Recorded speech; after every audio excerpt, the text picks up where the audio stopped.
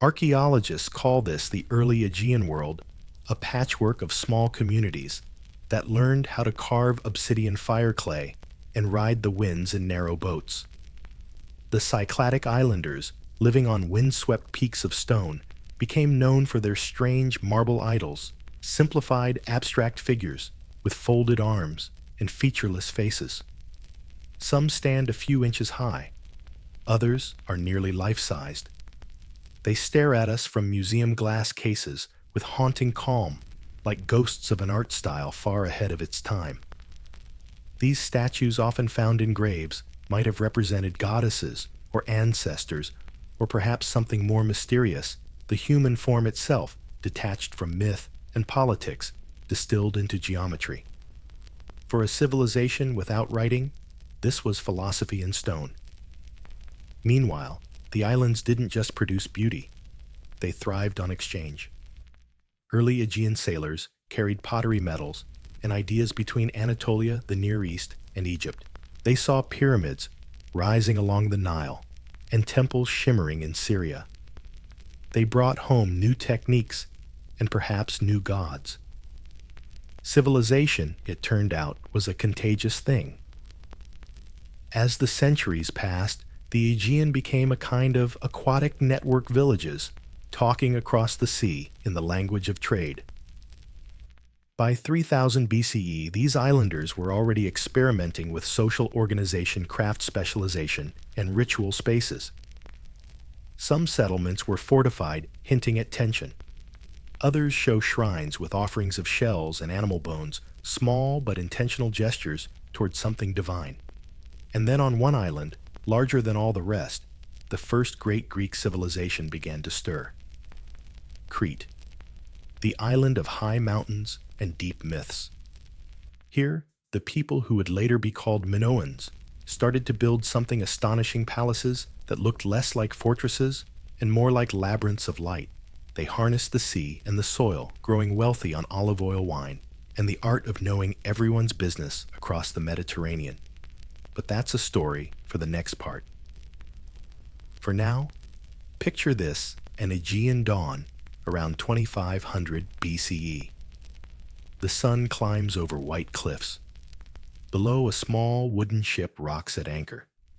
Inside are amphorae filled with oil copper ingots, stacked like loaves of bread, and a handful of sailors who don't yet know they're inventing history. They will never call themselves Greeks. They will never write epics about what they've done. But their trade routes, their art, and their restless curiosity are already setting the stage for what's to come. The Aegean has begun to hum with human purpose, and the world is about to hear its first whisper of Greece. If the early islanders of the Aegean were the opening notes of a symphony, the Minoans were the first full crescendo. Their civilization, rising on the island of Crete around 2000 BCE, was dazzling, refined, complex, and oddly peaceful compared to the grim fortresses of later ages. The Greeks, who came centuries afterward, would look back at them through a haze of myth and imagination. They called the ruler of Crete Minos, said he kept a monster in a labyrinth, and that heroes had to cross the sea to slay it. But behind the myth stood a real civilization, one so advanced that it almost feels modern. Crete was perfectly placed, an emerald stepping stone between Egypt, Anatolia, and the Levant. From its ports, ships fanned out in all directions, their sails catching the copper winds of the Bronze Age. What they carried was more than cargo, it was culture. The heart of this world was Knossos, a sprawling complex that defied the architectural habits of its time. Excavated by Sir Arthur Evans in the early 1900s, Knossos revealed not a castle for defense, but a palace for life. It was built like a maze of corridors and courtyards with light wells that poured sunshine deep into its rooms, storerooms packed with jars of oil and grain, and staircases that spiraled upward toward open terraces. It looked less like a fortress and more like a living organism, a city designed to breathe. Evans called it the labyrinth, borrowing the myth of Minos and his minotaur. In Greek legend, The labyrinth was a prison of horror. In reality, it was a masterpiece of administration art and imagination. Here, scribes kept records on clay tablets using an undeciphered script called Linear A. Every jar, every shipment, every head of cattle might have been counted and recorded. The Minoans had invented bureaucracy before they'd even discovered iron. But for all their orderliness, the Minoans were also dreamers. Their walls bloomed with frescoes of dolphins' lilies and young athletes vaulting over charging bulls in a spectacle equal parts sport and ritual. These paintings are astonishingly natural. No rigid poses, no grim gods. Instead, they show movement, color, and joy. A world in motion. It's easy to imagine music playing in those courtyards, dancers moving in rhythm, the scent of olive oil, and crushed grapes in the air. Everything about Minoan art suggests a people in love with life itself. Even their pottery seems alive, curling with tentacles and waves. They didn't carve out a culture from fear. They painted it from wonder. And unlike many of their Bronze Age neighbors, they left little evidence of war. Their palaces weren't ringed by thick defensive walls. Their wealth came from trade, not conquest. Cretan ships carried olive oil, fine ceramics, and textiles to Egypt and Syria. In return, they brought back gold, ivory, and exotic spices. To be Minoan was to live at the crossroads of the known world, a Mediterranean superconnector, before there was even a word for globalization. Their religion reflected this balance between nature and spirit. The so-called snake goddess figurines, bare-breasted women holding serpents with calm authority, hint at a cult of fertility and renewal. Shrines crowned mountain peaks, where offerings of clay animals and tiny human figures were left to the sky. Bulls were sacred, two powerful symbols of strength and renewal. When the later Greeks told stories of the Minotaur, they were echoing a much older ritual language, the bull as a link between humans and the divine, not a beast to be feared. In many ways, Minoan society was a mirror turned inward toward nature. They built with harmony, not hierarchy. Women appear prominently in their art, suggesting roles of high-status priestesses, perhaps even rulers. While kings in Egypt and Mesopotamia immortalized themselves with statues and tombs, the Minoans seem to have preferred the ephemeral beauty of frescoes and festivals. Power on Crete was performed, not proclaimed, yet paradise has its fault lines. Around 1628 BCE, a volcano erupted on the island of Thera, modern Santorini, with catastrophic force. The explosion sent shock waves across the Aegean, likely creating tsunamis and blanketing Crete in ash. Some historians see this as the beginning of Minoan decline. The eruption might have crippled trade routes or caused famine, but the Minoans didn't vanish overnight. They rebuilt. For another century, life continued, though something had changed. The palaces grew more fortified, their art darker in tone. And then around 1450, BCE fire swept across Crete. Palaces at Phaistos Malea and Zakros burned. Only Knossos survived, and even there, the clay tablets now bear a new language, Linear B, the script of the mainland Mycenaeans. The conquerors had arrived. The torch of Greek civilization was being passed, though the hands that received it came armed with spears. The Minoan world faded, but its echoes lingered. The Mycenaeans adopted its symbols, its gods, and even its myths. When later Greeks told tales of the labyrinth of Theseus and the bull-headed monster, they were remembering something real, but distorted, the fall of a civilization too radiant to fully grasp. What the Minoans left behind was more than ruins.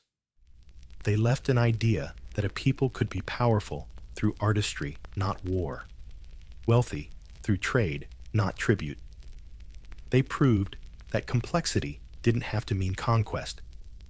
When the Minoan palaces of Crete began to fade, the mainland stirred awake. Across the rocky hills of the Peloponnese stone walls rose like the backs of sleeping giants, and behind them a new people forged their legend. They were warriors and builders, sailors and schemers, the Mycenaeans, the first Greeks in name and language whose world would inspire the age of heroes sung by Homer. Their name comes from Mycenae, a fortress perched on a ridge overlooking the Argolid plain. Its massive walls, so huge that later Greeks believed they were built by one-eyed cyclopes, were the very image of Bronze Age power. This was no island paradise. This was a land of warlords. Their kings ruled from fortified citadels, commanding armies, storing treasure, and recording their business on tablets of clay. If the Minoans built a labyrinth for art, the Mycenaeans built theirs for control.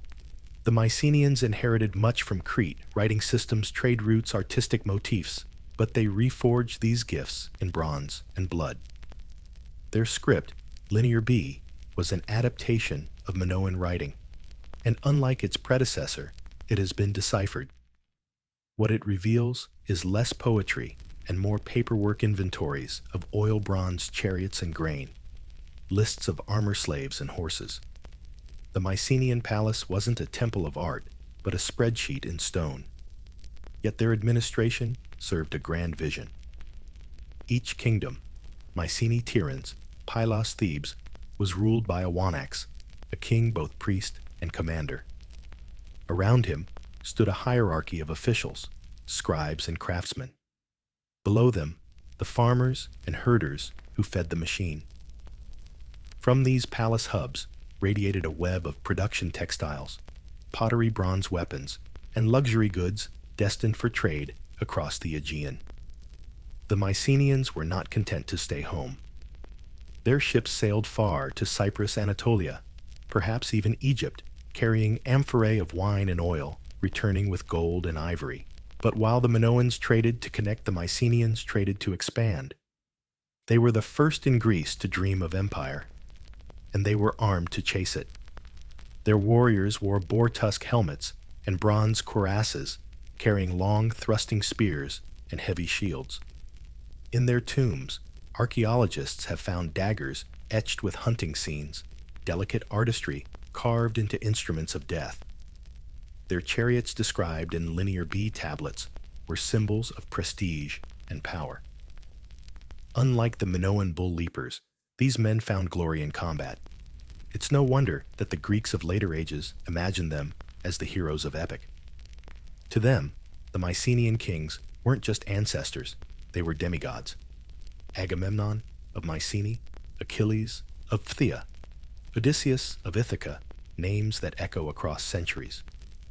Homer's Iliad and Odyssey transformed these long-dead rulers into eternal archetypes of pride, courage, and folly.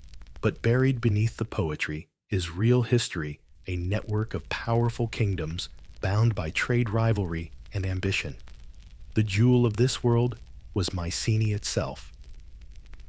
Approaching it, travelers passed through the Lion Gate, a monumental archway crowned by two stone lions standing on either side of a sacred column, the earliest known symbol of royal authority in Europe. Beyond it lay the grave circles, where Mycenae's elite were buried, with gold masks, jeweled swords, and ceremonial cups. One such mask, unearthed by Heinrich Schliemann in the 19th century, was so dazzling he declared it belonged to Agamemnon himself. That claim didn't survive modern scrutiny. The mask is centuries older, but the legend of kings sleeping under the soil of Mycenae endures. Unlike the open palaces of Crete, Mycenaean citadels were fortresses, first temples second. Within their walls, the Megaron, a grand hall, centered on a circular hearth, and surrounded by 4 columns, served as the throne room and audience chamber. Here, under painted ceilings, the wanax received tribute-planned campaigns and held feasts. The Megaron would later inspire the Greek temple itself, a transformation from the seat of a king to the house of a god. But the world outside those stone walls was uneasy. By the 13th century BCE, the Bronze Age was teetering. Earthquakes struck. Trade routes faltered. Raiders swept through the eastern Mediterranean, the so-called Sea Peoples. And the Mycenaeans, like their neighbors, felt the shock. Palaces burned. Records ceased. Within a generation or two, the great citadels of Greece fell silent. Historians still debate the cause. Some blame internal revolt. Too many taxes, too much hierarchy. Others point to foreign invasion or climate shifts that starved the land. Whatever the reason, the collapse was total. The administrative tablets, baked accidentally in the fires that destroyed the palaces, tiny time capsules, preserving the moment civilization cracked. Yet even as their cities fell, the Mycenaeans left behind something indestructible memory.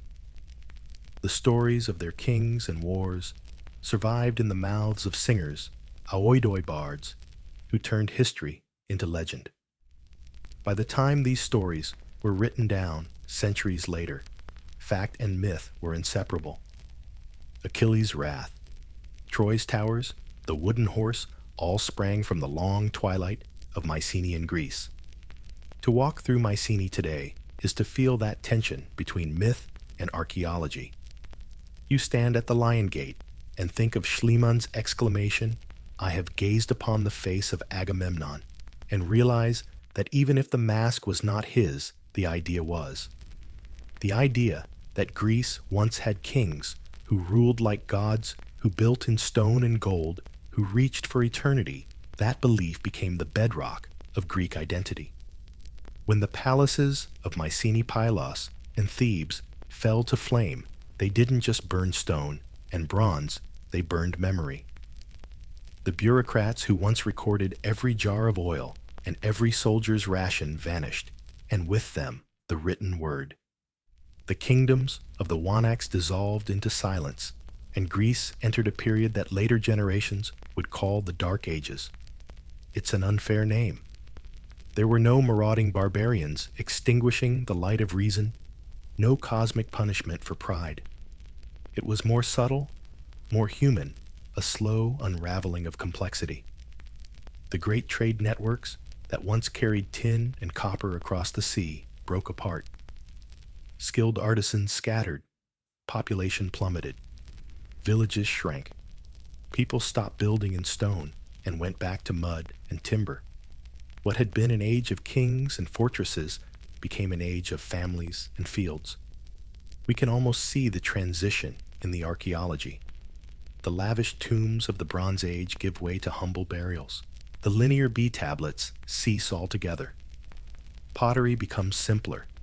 No more golden octopuses dancing across the surface, just spirals and lines. Historians call the early styles proto-geometric, and then simply geometric, as if art had to rebuild itself from the ground up, rediscovering symmetry one circle at a time. But this was not an extinction. It was hibernation. Without palaces to rule them, Greek communities became smaller, more personal. Chiefs replaced kings. Councils replaced courts. Power depended less on birthright and more on charisma, on the ability to lead in battle or feast well. In these fragmented societies, stories began to matter even more. Without writing, memory was currency. And the ones who could keep memory alive, the poets, the storytellers, became guardians of identity. Somewhere among them were the oidoi bards, who wandered from village to village, with lyres slung across their shoulders, singing of a world now gone. They remembered the heroes of the Mycenaean Age, Achilles, Odysseus, Agamemnon. Their songs weren't history lessons, they were oxygen. In a world that had forgotten how to write song, was the only way to keep civilization breathing. And so, around campfires and in open-air gatherings, the epics that would one day become the Iliad and the Odyssey were shaped, not written yet, but refined with every retelling. Centuries later, when writing returned, someone, perhaps one poet, perhaps many, would set them down, and the heroic age would live again. Meanwhile, The real Greece of the 10th and 9th centuries BCE looked nothing like Homer's shining world of bronze. Iron had arrived cheap, durable, and democratic. No longer the privilege of king's metal was now in the hands of farmers and soldiers alike. A simple iron plow could break stubborn soil. An iron sword could arm a peasant. It was a quiet revolution that no one named, but it leveled the playing field. Religion, too, endured. Shrines appeared on mountaintops and in caves. People left small offerings, figurines, cups, weapons to the old gods whose names survived even when their temples didn't.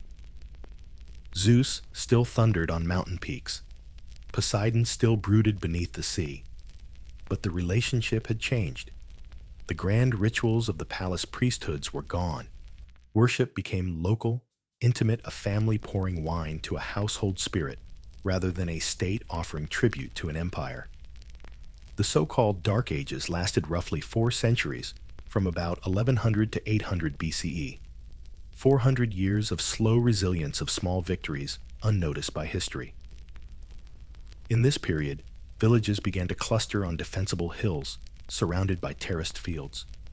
Some of these hilltop settlements grew Lefkandi, for instance, a coastal site on Euboea, shows astonishing wealth for its time-imported goods, horse burials, even a large wooden structure that might have been the tomb of a local hero. It suggests that memory of grandeur never truly died. It merely slept beneath the ashes. And then quietly, the light began to return. Around 900 BCE, pottery once again became intricate. Trade with the Near East flickered back to life. From Phoenician merchants, the Greeks borrowed something extraordinary: the alphabet. Simple, flexible, and suited to their language, it was the spark that reignited written culture. The Greeks tweaked it, added vowels, and suddenly words could sing on clay and stone. This small innovation carried enormous consequences.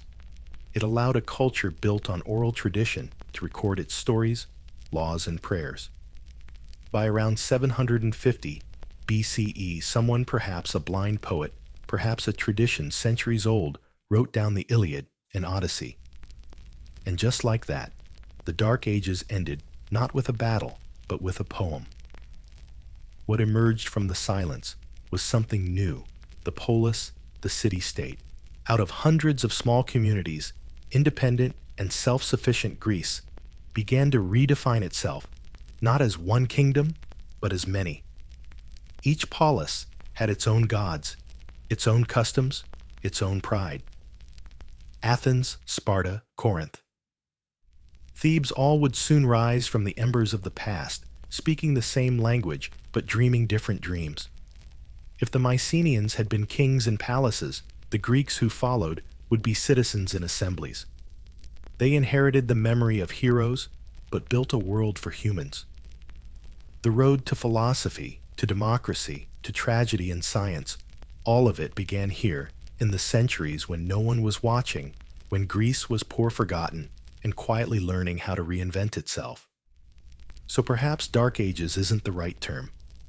It was a long night, yes, but one filled with stars. The Greeks who emerged from it were the children of survivors, carrying not the arrogance of kings, but the imagination of storytellers. And as dawn broke once more over the Aegean, the hum of the sea returned. Ships were being built again. Words were being written again.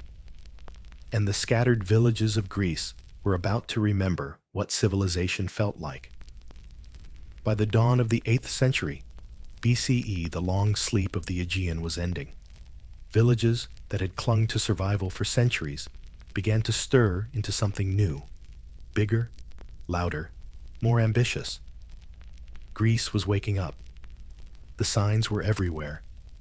Potters in Athens, Corinth, and the islands began to cover their jars with intricate geometric designs, concentric circles, zigzags, meanders that looked like rivers turned into art. At first, these patterns were purely decorative, but soon they began to tell stories: processions, battles, funerals. Stick figures turned into humans again. Art was learning to speak. And with art came identity. People started calling their communities by names that would echo through eternity. Athens, Sparta, Corinth, Thebes, Argos. They didn't think of themselves as one nation, not yet, but they shared a language, a religion, and a growing sense that they were Hellenes, the children of a heroic past. What made this rebirth possible wasn't magic or luck. It was connection. Trade routes reopened. Iron tools made farming easier, population grew, and with full stomachs came curiosity. Greeks began sailing again, tentatively at first, along coasts they once feared to cross. They brought back tin from the west, grain from the north, and most crucially, ideas from the east. Among the Phoenicians, they encountered a technology so revolutionary it might as well have been fire the alphabet. The Greeks took it, reshaped it, and gave it a soul. For the first time in history, a writing system perfectly captured the sounds of their language, not just syllables or symbols. Writing was no longer the tool of priests or kings. It was for anyone who could hold a stylus. It was a small step for language, a giant leap for civilization. Because with this alphabet, Greece could remember. Laws could be recorded. Transactions could be written. And poems, those ancient songs once carried by bards from village to village, could finally be preserved. Somewhere around 750 BCE, the words of Homer took shape.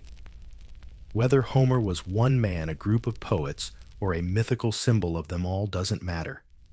What matters is that through him, the Greeks rediscovered their soul. The Iliad and the Odyssey became their Bible and mirror, a link between the shattered world of Mycenae and the one they were building anew. The old heroes, Achilles, Odysseus, Helen, weren't just myth. They were memory transformed into identity. Meanwhile, real heroes were building something equally revolutionary, the polis, the Greek city-state. The polis wasn't just a city, it was a philosophy made real. It was the idea that people, not kings, could shape their destiny. Each polis had its own government, army, festivals, and patron gods. The heart of every polis was the agora, the open square where markets and debates thrived, and the Acropolis, the high ground crowned by temples. Religion and politics, commerce and conversation all swirled together in one living, breathing experiment. Power was still unequal, of course. Aristocrats ruled most city-states, claiming divine ancestry and keeping land to themselves. But the seeds of change were already sown. Farmers who fought in war demanded rights and peace. Merchants who enriched their cities through trade began to ask why birth should matter more than ability. The tension between old nobility and new opportunity became the engine of Greek history. Beyond the mainland, Greece was expanding. Population growth pushed communities to seek new land. Adventurers set out across the sea, guided by omens and stubborn hope, founding colonies from the coasts of Asia Minor to the fertile plains of southern Italy and Sicily, what they would call Magna Graecia. Each colony carried fire from its mother city's hearth, a symbol that wherever Greeks went, their gods and customs would follow. This wave of colonization was more than a land grab. It was cultural alchemy. Greek ideas mingled with Phoenician craftsmanship, Egyptian art, and Anatolian myth. The Mediterranean became a melting pot of gods and geometry, and through it all, the Greeks became expert observers of the world. They learned to compare, to question, to adapt. In the midst of this renaissance, religion remained the unifying thread. The gods of Olympus were everywhere, Zeus on his stormy throne, Athena watching over Athens, Poseidon ruling the restless seas. But unlike the distant gods of the East, these deities were familiar, human in their flaws, divine in their scale. They argued, feasted, fell in love, and made mistakes. To the Greeks, this wasn't blasphemy, it was comfort. Their gods were not perfection to be feared, but reflections to be understood. Festivals and games honored these deities, the most famous of which began around 776 BCE at Olympia, where athletes from across the Greek world competed for glory in Zeus's name. The victors received no gold, only an olive wreath, but their names were sung like kings.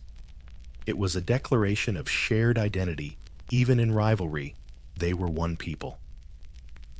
Meanwhile, on the mainland, rival city-states were evolving distinct personalities. Sparta was becoming a disciplined military state, a society that valued obedience and strength above all else.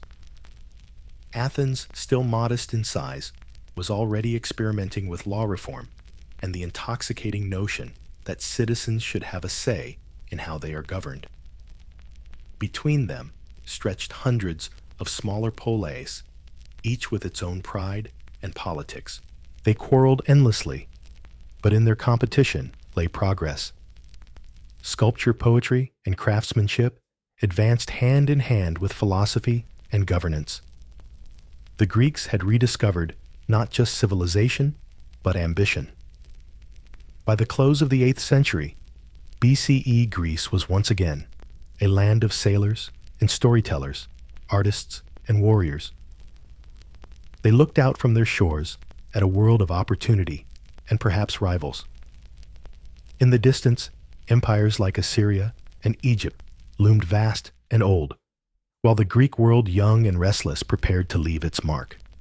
The rebirth of Greece was not marked by an empire or a single ruler, but by 1,000 small experiments scattered across hills and harbors, a mosaic of city-states, each stubbornly independent, fiercely proud and destined to shape the Greek spirit more than any king ever could. This was the age of the polis, a word that meant both city and community, yet carried far greater weight than either. To a Greek, the polis was not just where one lived, it was who one was. It was family, faith, economy, and identity, all bound together by stone walls and shared ideals. At the heart of each polis was a hill, an acropolis, a natural fortress that offered both protection and a connection to the gods. Here, temples rose to local deities: Athena at Athens, Apollo at Corinth, Artemis at Ephesus. Below the Acropolis lay the Agora, the bustling public square, where merchants sold goods, philosophers argued, and citizens debated politics. These spaces weren't just urban features. They were the architecture of freedom. Yet this freedom was fragile, constantly tested by the push and pull of class and power. In the early centuries of the Archaic Age, roughly 800–600 BCE, most polis were governed by aristocracies, elite families, who claimed descent from heroic ancestors. They held the best land, controlled the courts, and monopolized religion and law. The rest of the population, farmers, craftsmen, and traders, were expected to obey, fight in wars, and be grateful. But wealth, as it turns out, has a way of ignoring bloodlines. Trade was booming again. Merchants and artisans who built ships or crafted bronze were accumulating fortunes that rivaled those of the nobles. And with wealth came expectation. Why should an aristocrat's birth matter more than a merchant's skill? Why should soldiers who fought in the phalanx have no say in the polis they defended? From this tension came political innovation. Some cities faced the question through reform, others through revolt, and some through the rise of a new ambiguous figure, the tyrant. In Greek usage, the word tyrannos didn't yet mean a cruel despot. It meant someone who seized power by unconventional means, often supported by the common people against aristocratic elites. Many early tyrants like Cypselus of Corinth or Pisistratus of Athens were actually popular leaders. They built temples, improved roads, reduced taxes, and patronized the arts. They understood something the nobles had forgotten, that power could be earned by generosity as well as by lineage. Meanwhile, the military structure of the polis was changing too. Gone were the chariot elites of the Mycenaean world. In their place stood the hoplite a heavily armed citizen soldier, armored in bronze, and carrying a round shield called a hoplon. Hoplites fought shoulder to shoulder in tight formation, the phalanx a wall of shields and spears that demanded cooperation, not hierarchy. In the phalanx, one man's survival depended on his neighbor's discipline. A coward could doom the entire line. The result was not just a new style of warfare, but a new idea of equality. Every man who could afford armor was both a soldier and a stakeholder in the fate of his city. When they fought together, they began to believe they should govern together. Across the Aegean, this belief took root in different soils. In Sparta, it grew into an obsession with discipline and conformity. In Athens, into a restless experiment with debate and democracy. But at this stage, the two were only seedlings sprouting in the same political garden. Daily life in the polis was far from idyllic. Slavery was common. Women were excluded from politics, and citizenship was reserved for native-born males. Yet within those boundaries, the Greeks invented something astonishing, a sense of civic participation. Citizens were expected to serve in the army, attend assemblies, and vote on decisions affecting the community. Government wasn't divine, it was human, and therefore improvable. As these city-states grew, so too did their need for trade and expansion. The Greek mainland was rugged, its soil poor, its harvests unpredictable. But the sea offered limitless opportunity. The Aegean became a cradle of competition and cooperation, dotted with colonies that extended Greek influence across the Mediterranean. With each voyage came not just goods, but new ideas. From the Near East came astronomy and metalwork.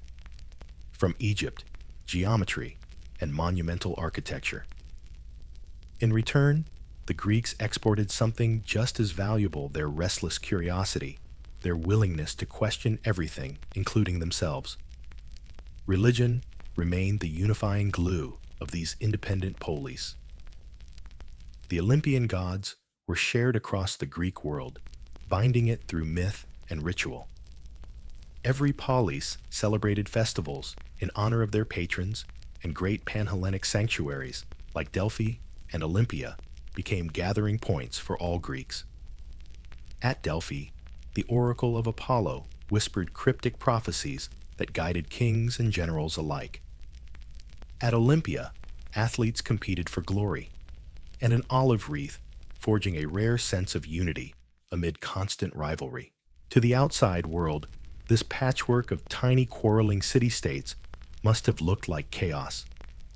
But within that chaos, something extraordinary was forming, a balance between individuality and belonging, between debate and duty.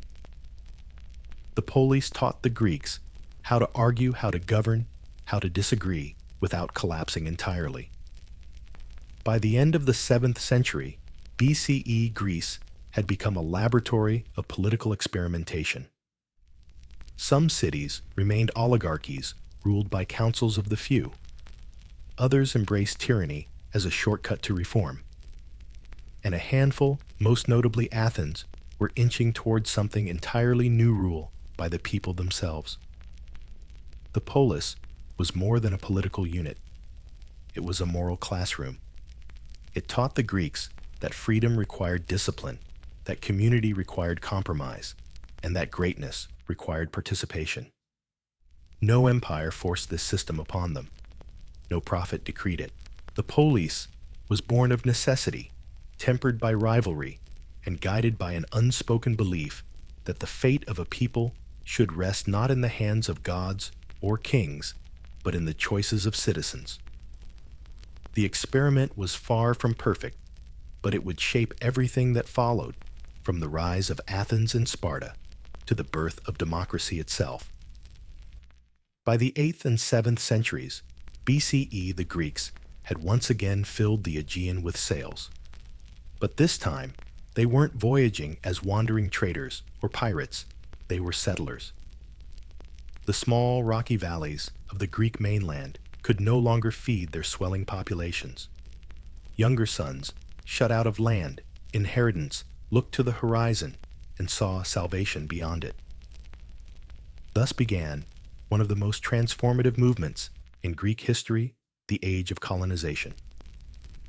From the shores of Asia Minor to the western edges of Sicily and southern Italy, an area they would call Magna Graecia, Greek ships carried not just goods, but God's laws and language. Each expedition began with ceremony. Before departure, a city would consult the oracle at Delphi to seek Apollo's blessing. The chosen leader, the oikist, carried sacred fire from the mother city's hearth to light the flame of the new one, ensuring spiritual continuity between homeland and colony. These colonies were not outposts of empire. They were new polis, independent and self-governing. But they retained emotional and religious ties to their mother cities. Corinth founded Syracuse. Megara founded Byzantium, the seed of what would one day become Constantinople. Miletus sent settlers to the Black Sea, planting Greek culture at the edge of the known world.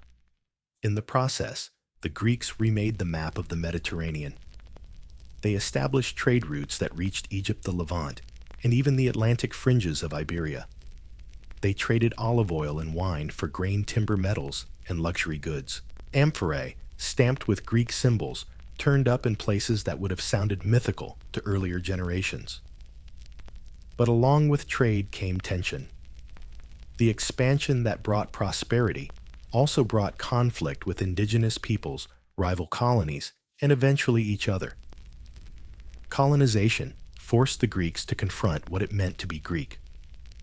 When they met Phoenicians, Egyptians, and Etruscans, they admired their skills, but also defined themselves against them. The Greek word barbaros originally meant anyone who didn't speak Greek, literally someone whose language sounded like barbar. It was less an insult than a sound, the noise of foreignness. Over time, that sound would grow sharper. Back home, the social fabric of many city-states was straining. Wealth from trade didn't flow evenly. Aristocrats hoarded land, while farmers sank into debt. Soldiers, hoplites who fought to defend their polis, demanded a greater voice in its affairs. Merchants wanted recognition equal to their economic contributions. Tension brewed between the few and the many. The Greeks had no concept of revolution, as later societies would, but they had something close: stasis, a civil strife that could erupt into bloodshed or led to sweeping reform. Some city-states turned to strongmen tyrants who seized power in the name of the people. These early tyrants weren't all bad. In fact, many were visionary. Cypselus of Corinth, and later his son Periander, used their power to build harbors, improve trade, and sponsor the arts. Pisistratus in Athens beautified the city, encouraged festivals like the Panathenaea, and commissioned written versions of the Homeric epics. Other cities chose reformers over tyrants. The most famous among them was Solon of Athens, a poet-statesman who in 594 BCE restructured the city's laws. He abolished debt slavery, encouraged trade, and divided citizens into classes based on wealth rather than birth, a radical notion at the time. Solon's reforms didn't end conflict, but they gave Athens something priceless: a blueprint for gradual lawful change instead of perpetual revolt. Meanwhile, across the Peloponnese, a very different experiment was unfolding. Sparta, a city built not on trade, but on conquest, had subjugated its neighbors in Messenia, turning them into helots, state-owned serfs who farmed the land while Spartan citizens trained for war. The result was a society unlike any other in Greece, disciplined, austere, and obsessed with military excellence. Boys were taken from their families at age 7 to enter the Aegean, the state's brutal training system. Women, though excluded from politics, enjoyed unusual freedom by Greek standards, managing estates and maintaining the warrior race. Sparta's entire constitution, attributed to the semi-legendary lawgiver Lycurgus, was designed to prevent luxury descent and weakness. While Athens looked outward, Dreaming of ships and democracy, Sparta turned inward, crafting a state where equality existed only among warriors and fear kept the rest in line. Elsewhere, Greek creativity blossomed. The Archaic Age produced the first stone temples, monumental sculptures, and the emergence of pan-Hellenic sanctuaries like Delphi and Olympia. These sacred sites acted as neutral ground places, where city-states could compete, negotiate, and boast without bloodshed. The Olympic Games, first recorded in 776 BCE, became the ultimate symbol of Greek unity amid diversity. For a few days, every 4 years, wars paused, and men from rival cities raced, wrestled, and threw spears for the glory of Zeus. In art and literature, the Greeks found new voices. The epic grandeur of Homer gave way to lyric poetry, shorter, sharper, more personal. Poets like Archilochus Sappho and Alcaeus spoke not of gods and kings, but of love, desire, and daily struggle. Their verses were sung to the sound of the lyre, giving Greek poetry its very name. These centuries were full of contradictions, prosperity, and violence, innovation, and upheaval.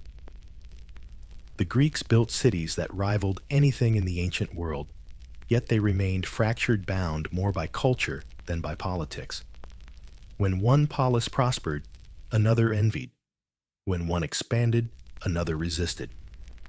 Still, through these conflicts, something extraordinary was taking shape. Out of rivalries emerged experimentation. Out of crisis, creativity. The polis had taught the Greeks how to govern themselves. Colonization taught them how to adapt and compete on a global stage. The Mediterranean had become their workshop, and the world was starting to notice. But a storm was forming to the east.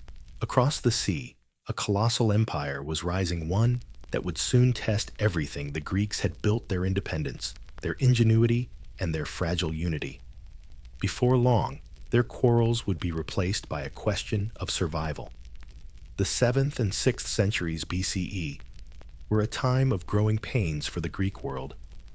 The polis had matured, its people richer, its politics more complex, its ambitions greater. But beneath that newfound confidence ran deep fractures. Prosperity was uneven, aristocrats clung to power, and ordinary citizens grew restless. Greece was on the verge of political puberty, awkward, passionate, and unpredictable. The crises came from every direction. Population booms made farmland scarce. Trade brought wealth to new classes of merchants and craftsmen who wanted influence to match their fortunes. At the same time, small farmers, many indebted to aristocratic landowners, teetered on the edge of ruin.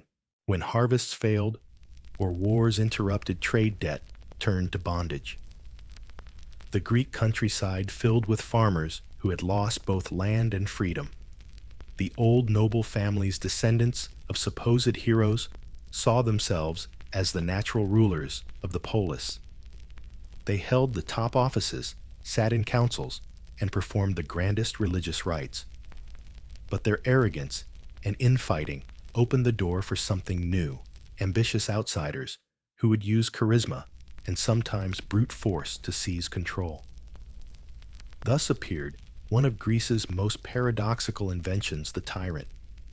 To modern ears, the word drips with menace, but in archaic Greece, it didn't necessarily mean cruelty.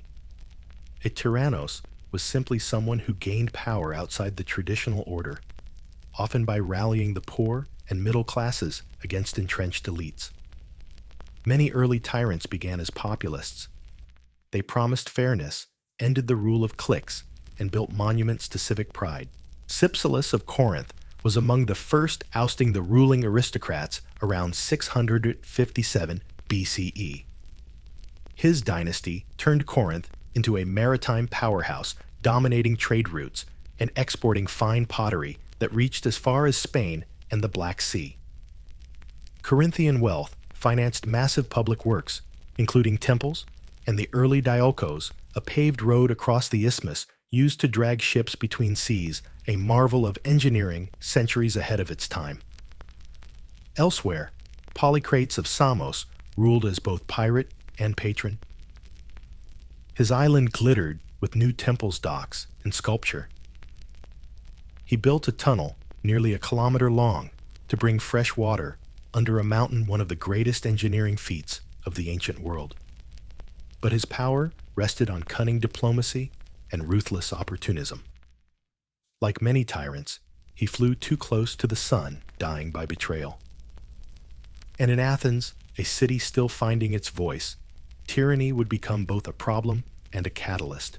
By the early 7th century, BCE, Athens was governed by archons, magistrates drawn exclusively from noble families. Beneath them, the majority of Athenians labored under growing debts.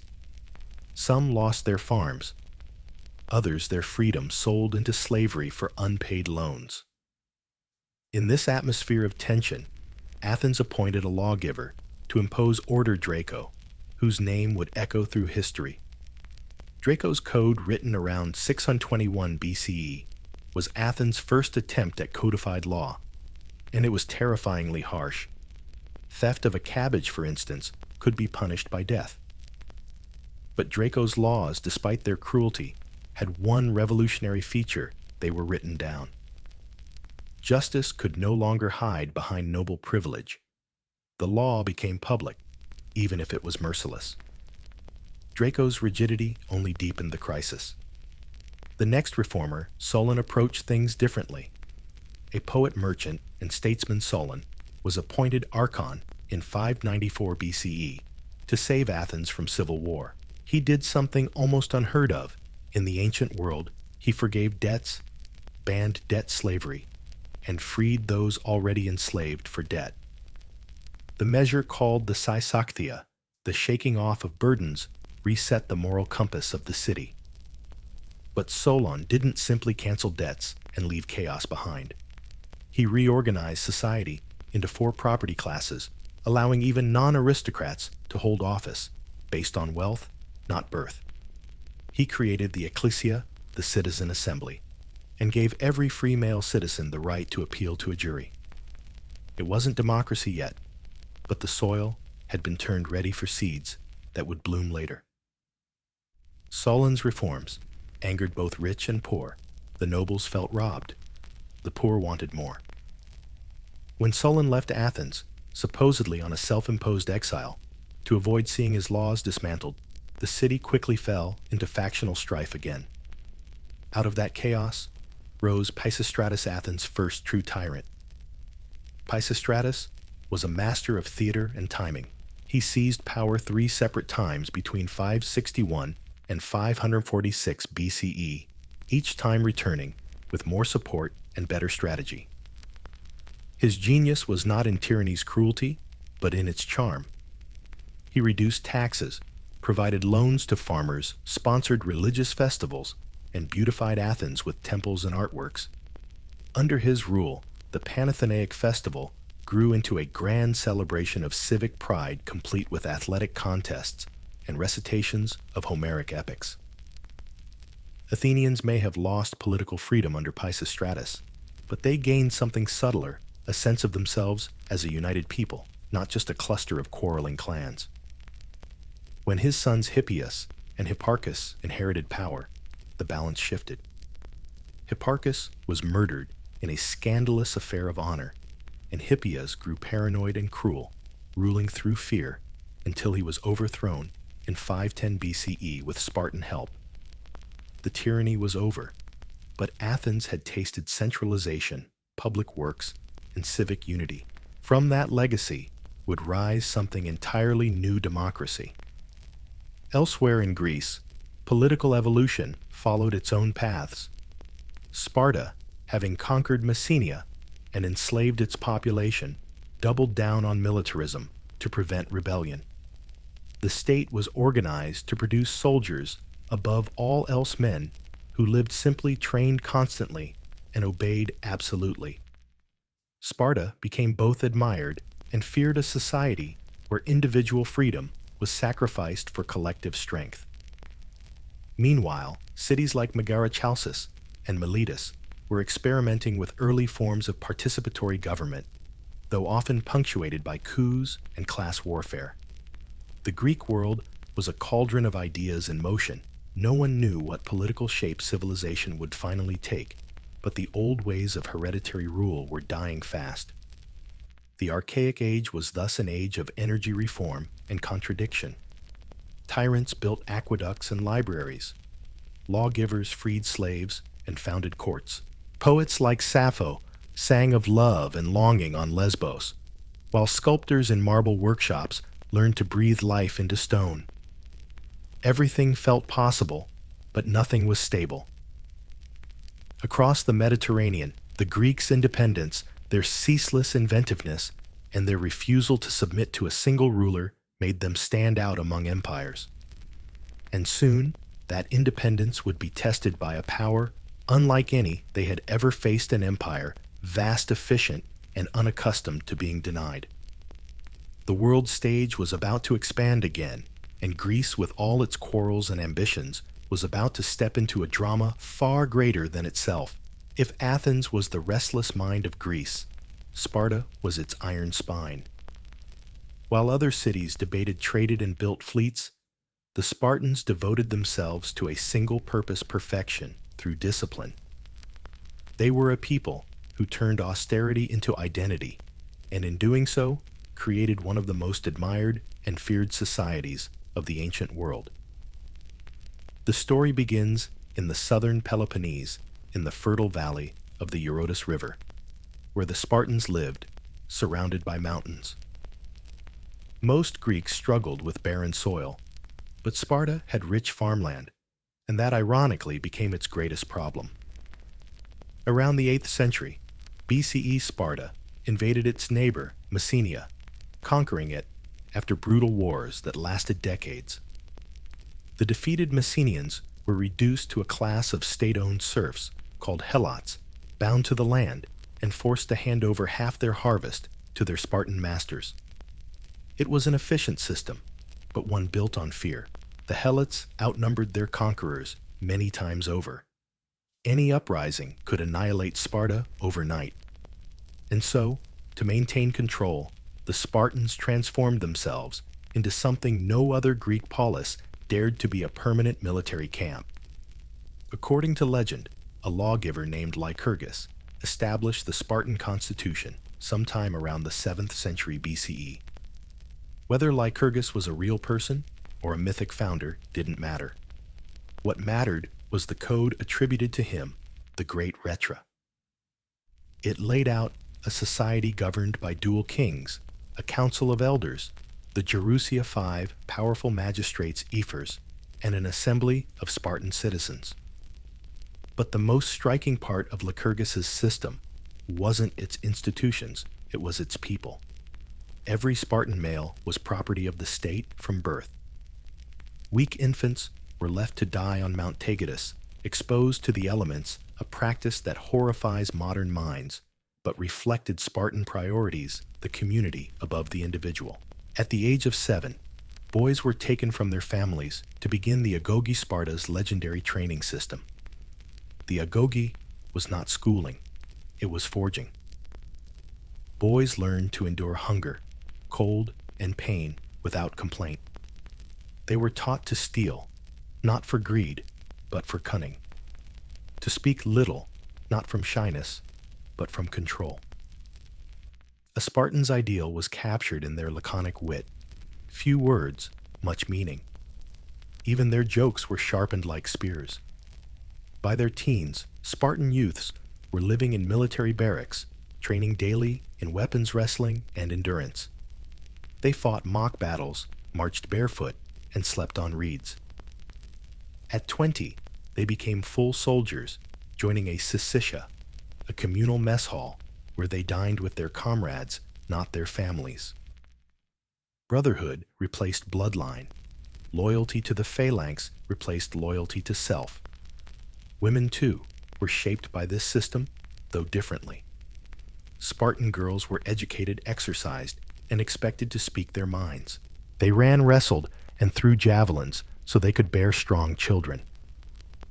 While Athenian women lived mostly in domestic seclusion, Spartan women managed estates, owned property, and commanded unusual respect.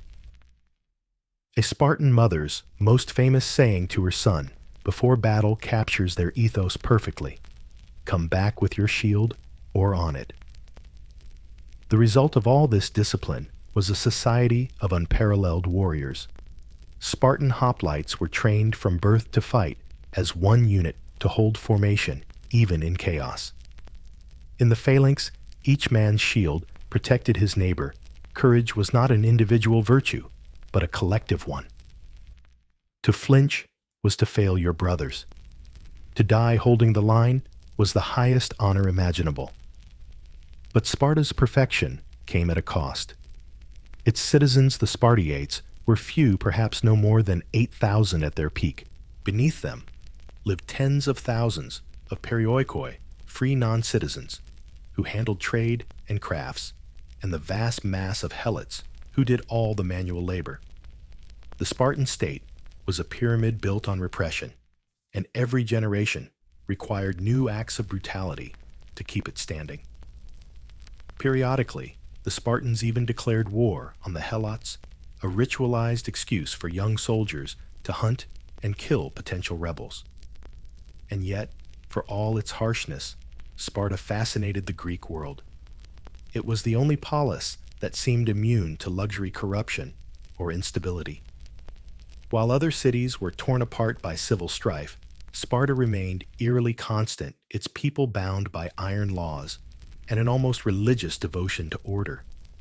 To outsiders, it was both horrifying and awe-inspiring, a society frozen in marble, unchanging and unyielding.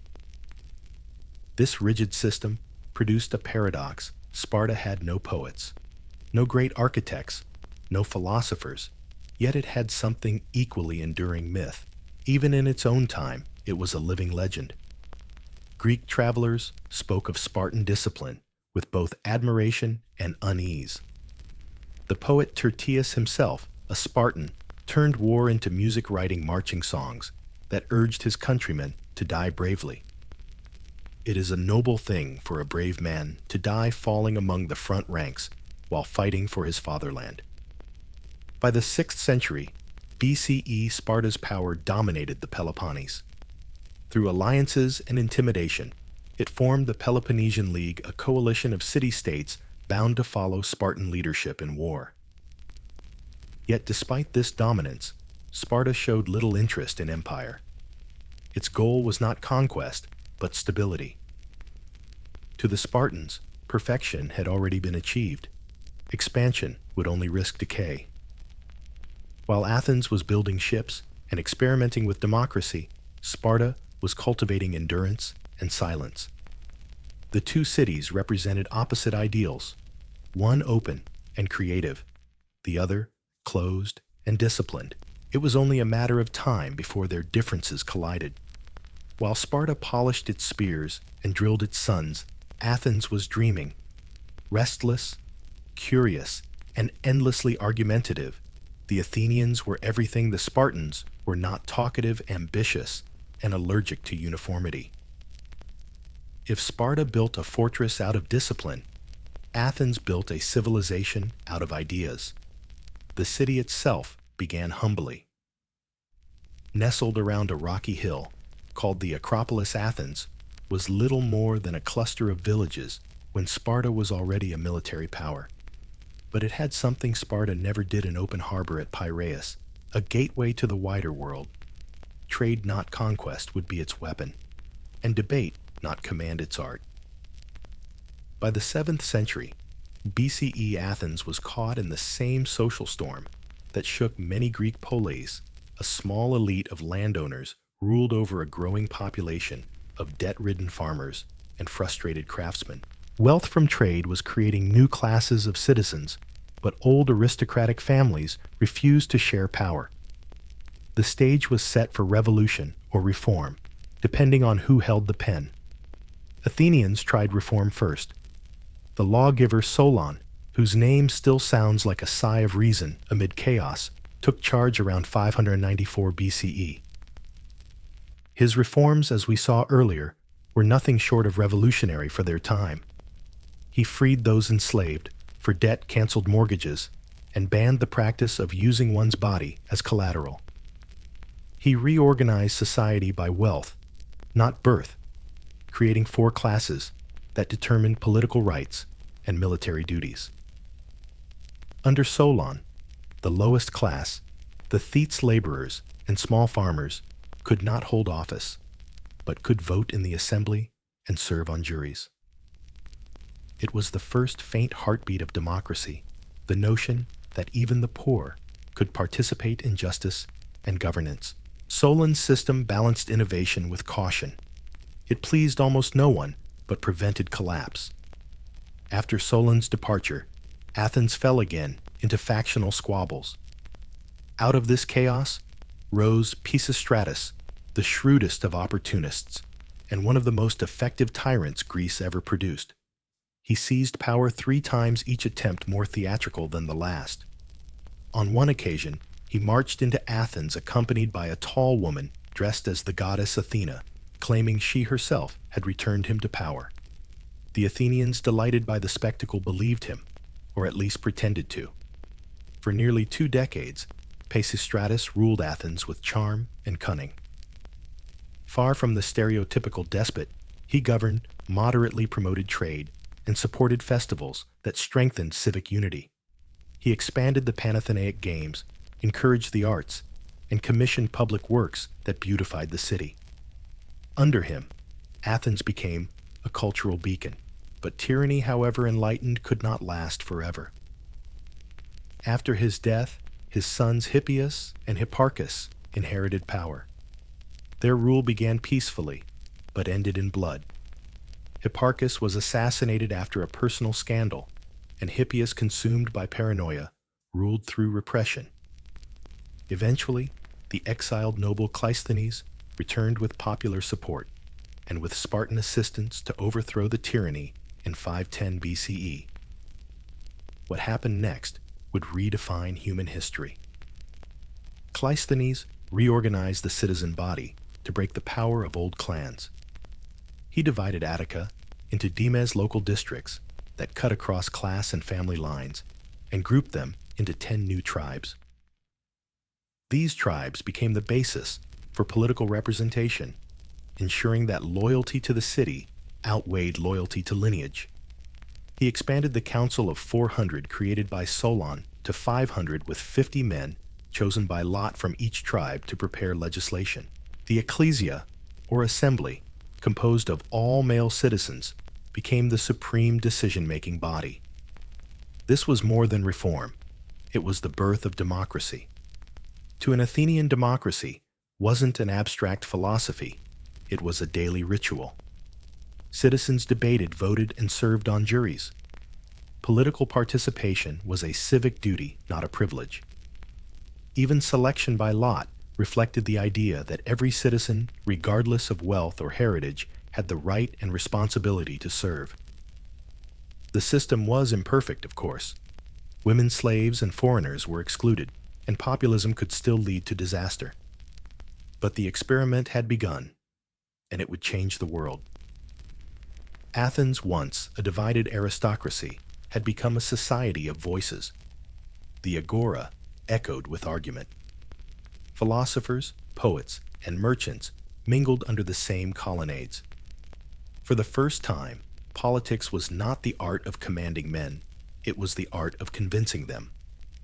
While Athens built its democracy, its economy soared. Silver mines at Laurion enriched the state.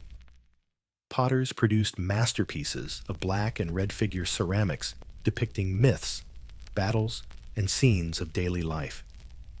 Sculptors began to carve marble that seemed ready to breathe. The city's merchants turned Piraeus into one of the busiest ports in the Mediterranean, where olive oil and pottery were traded for grain metals and luxury goods. Religion remained central, but Athens gave it a new civic flavor. The goddess Athena, protector of wisdom, war, and crafts, was not just a deity. She was the city itself, her name fused with theirs. Each year, her festival, the Panathenaia, filled the streets with music processions and athletic contests, culminating in a grand offering of a robe woven by Athenian maidens. Religion wasn't separate from politics. It was how the city reminded itself of its unity. Athens was becoming something rare in history, a community where wealth, art, and political freedom reinforced one another. Its citizens were argumentative, yes, but their debates gave birth to innovation. Its politicians could be cunning, but their rivalries produced reforms. Its artists and thinkers were restless, but that restlessness created beauty. By the end of the 6th century BCE, Athens stood transformed, no longer a struggling backwater, but a dynamic polis that valued participation, intellect, and the pursuit of excellence. Yet even as it celebrated its democracy, another reality was unfolding beyond the Aegean horizon. To the east, the Persian Empire, a vast machine of kings, satraps, and armies, was expanding westward, swallowing cities one by one. Soon its gaze would fall upon the quarrelsome little lands of Greece, and the experiment of freedom born in Athens would face its first great trial. The Age of Ideas was about to collide with the Age of Empires. By the dawn of the 5th century BCE, the Greek world stood on the brink of something extraordinary and terrifying. The city-states, with their rivalries and experiments in self-rule, had no single leader, no unifying government, no empire to bind them. Yet across the eastern horizon, one of the greatest empires in history was watching them closely. The Persian Empire, forged by Cyrus the Great and expanded by Darius III, stretched from the Indus Valley to the shores of the Aegean. Its kings ruled over dozens of nations, countless tongues, and lands that made Greece look like a scatter of pebbles beside a mountain. To Persia, the Greeks were a nuisance, noisy traders clinging to rocky coasts at the edge of the world. But soon, that nuisance would sting. It began in Ionia, the chain of wealthy Greek cities along the coast of Asia Minor, places like Miletus, Ephesus, and Smyrna. For centuries, they had thrived as crossroads of Greek and Eastern culture, but by the late 6th century, they found themselves under Persian control. The Persian governors, or satraps, allowed local tyrants to rule in exchange for tribute and loyalty. For a time, the arrangement worked, until it didn't. In 499 BCE, the Ionian cities revolted. The spark came from Aristagoras of Miletus, a man too ambitious for his own good, who stirred the Greeks to rebellion against their Persian overlords. When the Persians struck back, the Ionian rebels sent desperate pleas for help across the Aegean. 2 city-states answered Athens, young, proud, and newly democratic, and Eretria, a smaller ally. The Athenians sent ships and soldiers who joined the revolt and even burned the Persian provincial capital of Sardis. It was a daring gesture and an unforgivable one. Darius, king of kings, vowed vengeance. Herodotus, ever the storyteller, claimed he had a servant remind him each day at dinner, "Master, remember the Athenians." Persian retribution was swift. By 494 BCE, the revolt was crushed, Miletus sacked, and its people enslaved. But Darius wasn't finished. Greece itself would pay. In 490 BCE, a massive Persian force sailed westward, conquering island after island. Eretria fell first, its temples burned in revenge. The fleet then landed on the broad plain of Marathon, barely 40 kilometers from Athens. Facing them was a hastily assembled Athenian army, reinforced by a small band of allies from Plataea. Outnumbered perhaps 2 to 1, the Athenians had no walls to hide behind, only courage and strategy. Led by Miltiades, they charged across the plain, catching the Persians off guard. The clash was brutal, but the tightly packed Athenian hoplites drove the Persian line into chaos, pushing them back to their ships. The Persians retreated. Athens had won. Marathon was not just a military victory, it was psychological thunder. For the first time, free citizens had stood against the might of empire and prevailed. The legend of the messenger, who ran from Marathon to Athens to announce victory, collapsing dead after gasping Nenica Common. We have one was born from this day. It may be myth, but its symbolism captured the Greek soul, endurance, defiance, and pride in freedom. The Persians, of course, would be back. Darius died before he could launch a second invasion, leaving his son Xerxes Pharn to finish the job. Xerxes was not a man of half measures. He assembled one of the largest armies the ancient world had ever seen, hundreds of thousands if we believe Greek writers, though modern estimates are more modest. Bridges were built across the Hellespont canals, carved through mountain supply lines stretched for miles. The invasion was not merely military, it was theatrical imperial in scale and intent. In 480 BCE, Xerxes' forces poured into Greece.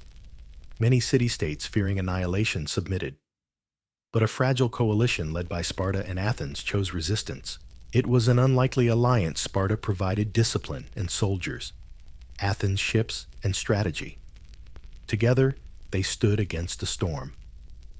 At Thermopylae, a narrow pass between mountain and sea, the Spartan king, Leonidas, and a small allied force held off the Persian army for 3 days. Their stand became legend, not for victory, but for sacrifice. When the Persians finally outflanked them through a hidden path, Leonidas dismissed most of the allies and fought to the death with his 300 Spartans. The pass fell, but their courage bought Greece precious time. As Xerxes advanced south, Athens evacuated its citizens and watched their city burn. But the Athenians had a secret weapon, their navy. Under the cunning general Themistocles, they lured the Persian fleet into the narrow straits of Salamis, where the Persians' vast numbers became a liability.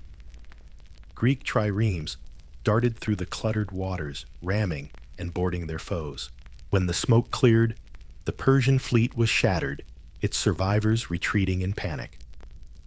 The war's climax came the following year at Plataea in 479 BCE, where a united Greek army under the Spartan regent Pausanias crushed the remaining Persian land forces.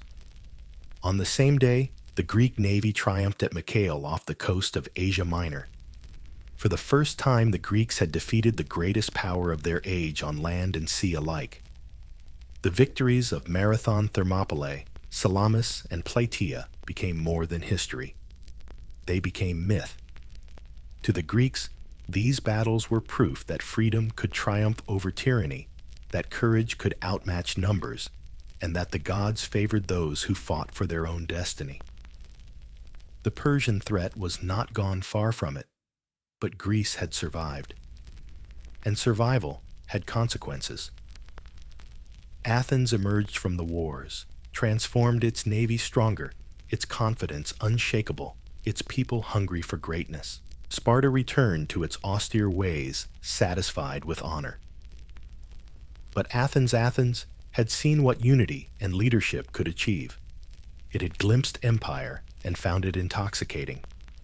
In the ashes of Persian invasion, new rivalries would rise, and the seeds of Greece's Golden Age and of its eventual fall were being sown.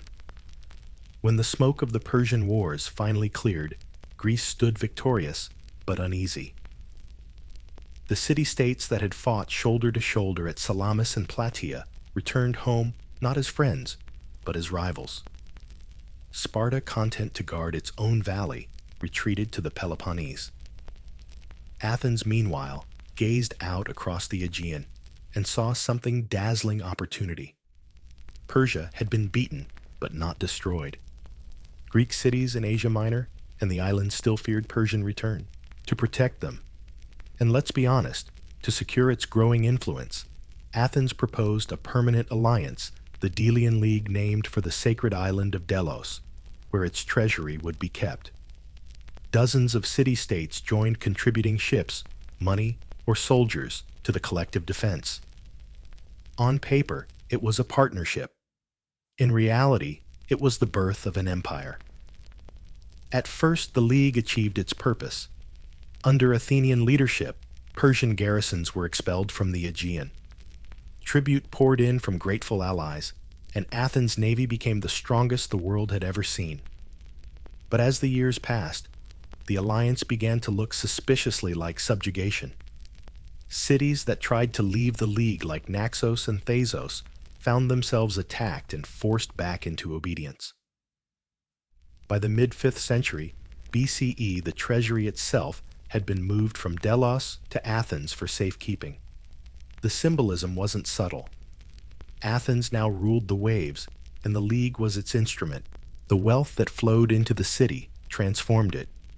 Marble quarries roared to life, workshops thrived, and the skyline of Athens began to glitter. The man who would define this golden moment was Pericles, a general orator and statesman whose name became synonymous with the height of Athenian power. Pericles was no tyrant. He was elected again and again because he embodied the democratic ideal at its most charismatic. He expanded citizen participation, paying men for jury duty and public service so that even the poor could afford to govern. He oversaw a flowering of civic life that turned Athens into what he proudly called the School of Hellas, the model for all Greece. But his legacy was more than policy. It was stone. Under Pericles' direction, Athens embarked on a breathtaking building program to celebrate both the city and its patron goddess. Rising over it all was the Acropolis, crowned by the Parthenon, a temple of impossible grace. Its architects, Ictinus and Callicrates, and its sculptor, the master Phidias, created a structure that seemed to defy geometry: columns, subtly curved steps, imperceptibly arched to achieve optical perfection.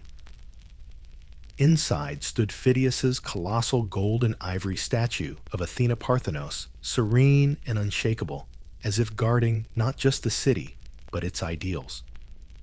These monuments weren't mere temples, they were manifestos in marble. They proclaimed that Athens had defeated barbarism, preserved freedom, and earned the right to rule. The city's wealth paid for drama festivals, religious processions, and public works on a scale Greece had never seen. Its harbor, Piraeus, became a maze of shipyards and markets where goods from Egypt, Sicily, and the Black Sea exchanged hands in a dozen languages. Yet beneath the marble and music cracks were forming. Democracy, while vibrant, was also volatile.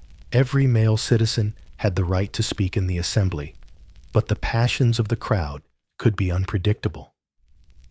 Athens loved Pericles because he led them with eloquence rather than fear, but not every leader would share his balance. Meanwhile, the empire that funded Athens' glory was breeding resentment across the Greek world. To many cities, Athenian protection now felt like tribute demanded at the tip of a trireme. But within Athens itself, it was hard to feel anything but pride. The city had become the intellectual capital of the ancient world. Its open squares buzzed with debate, its theaters overflowed with audiences hungry for tragedy and comedy alike. Here, Aeschylus, Sophocles, and Euripides redefined storytelling.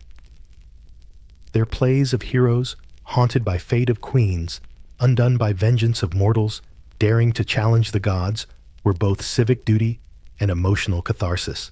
The theater of Dionysus, carved into the slope of the Acropolis, could hold 15,000 citizens, all weeping, laughing, or gasping in unison as they watched their own values tested on stage.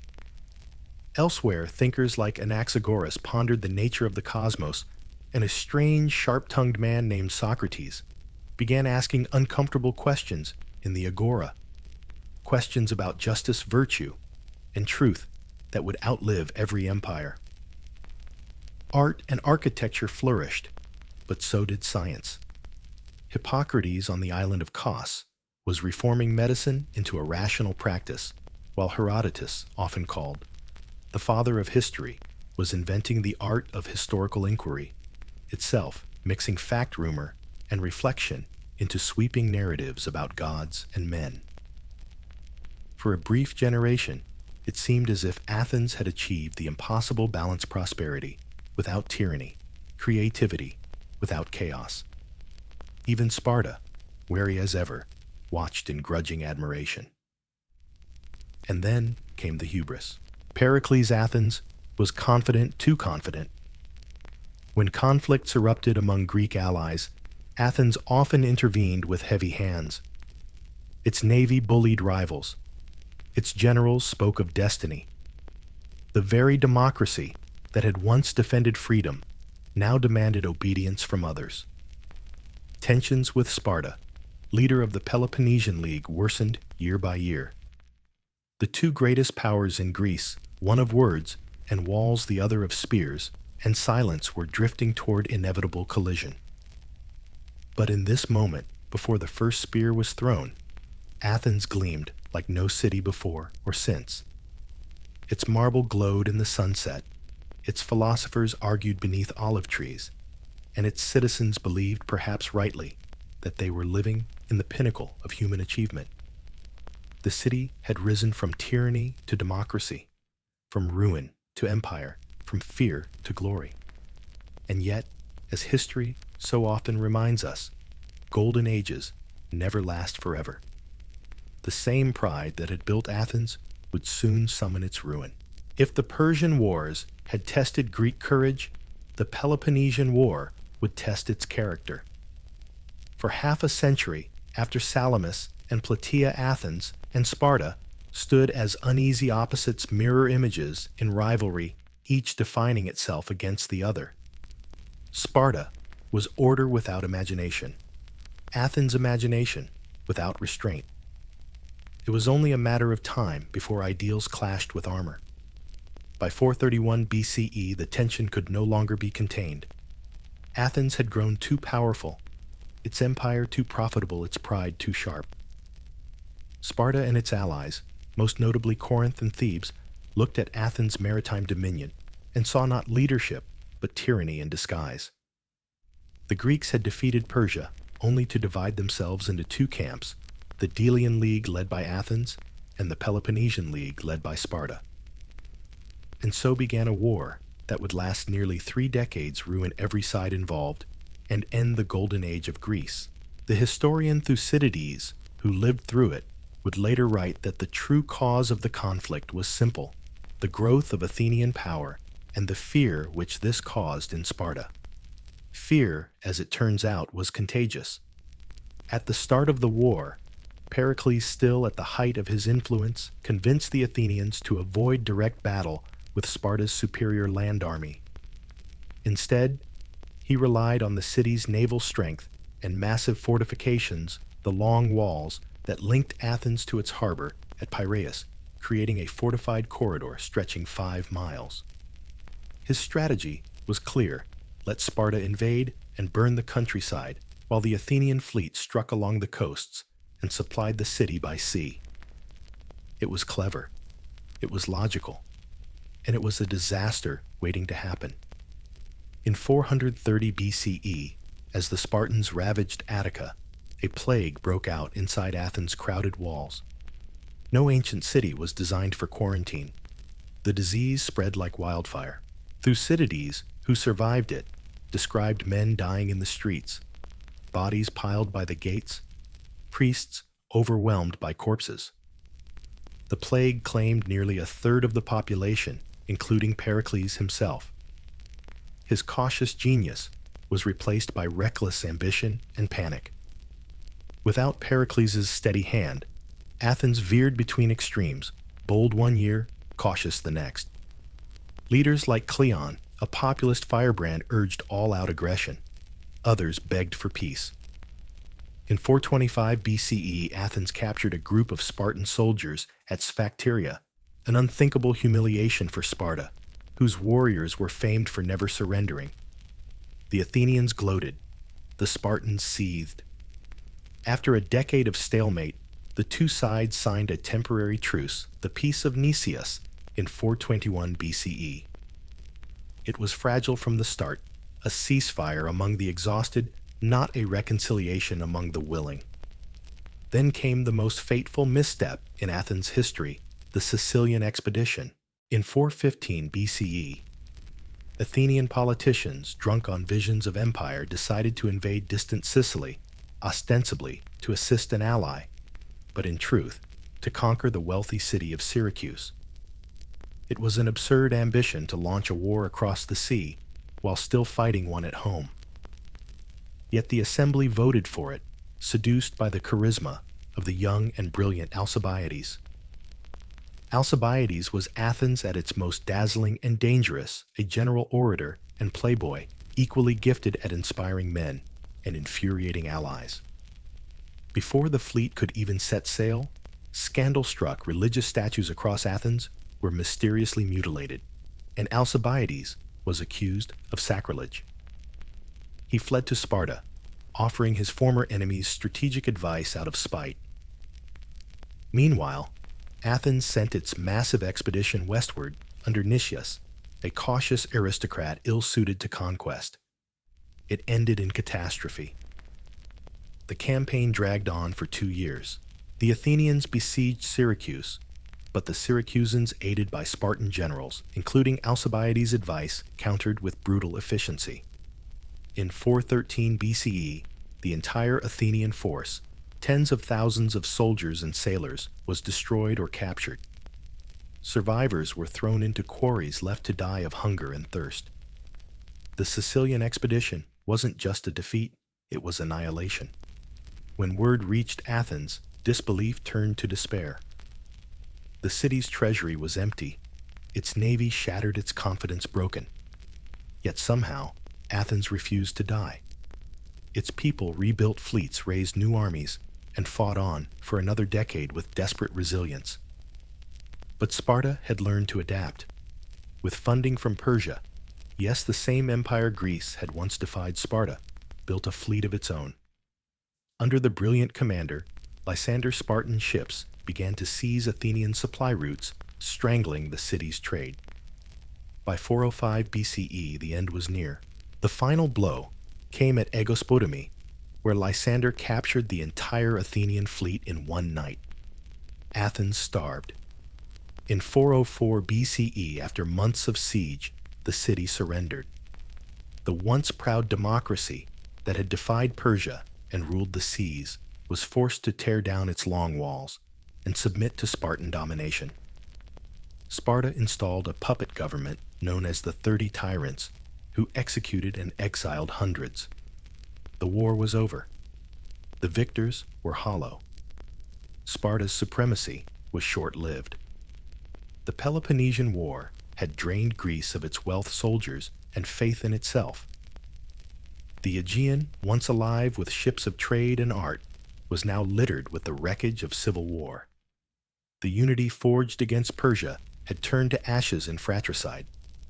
And yet from that ruin came reflection.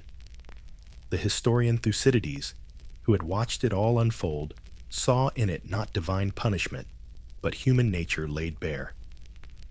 War, he wrote, is a violent teacher. It revealed the cost of ambition, the fragility of freedom, and the tragedy of a people too brilliant to share their brilliance. In the silence that followed, Greece seemed exhausted, its golden age dimmed, its cities humbled. But history, as ever, had another twist waiting. To the north, beyond the mountains of Thessaly, a small kingdom was watching. Its king was learning. Its armies were training. When Athens fell in 404 BCE, Greece stood victorious over itself and ruined by its own brilliance. The once mighty polis that had built the Parthenon and given the world democracy now lay humbled. Its long walls pulled down, its fleet surrendered, its people ruled by the puppet regime of the 30 Tyrants, an oligarchy installed by Sparta as the price of defeat.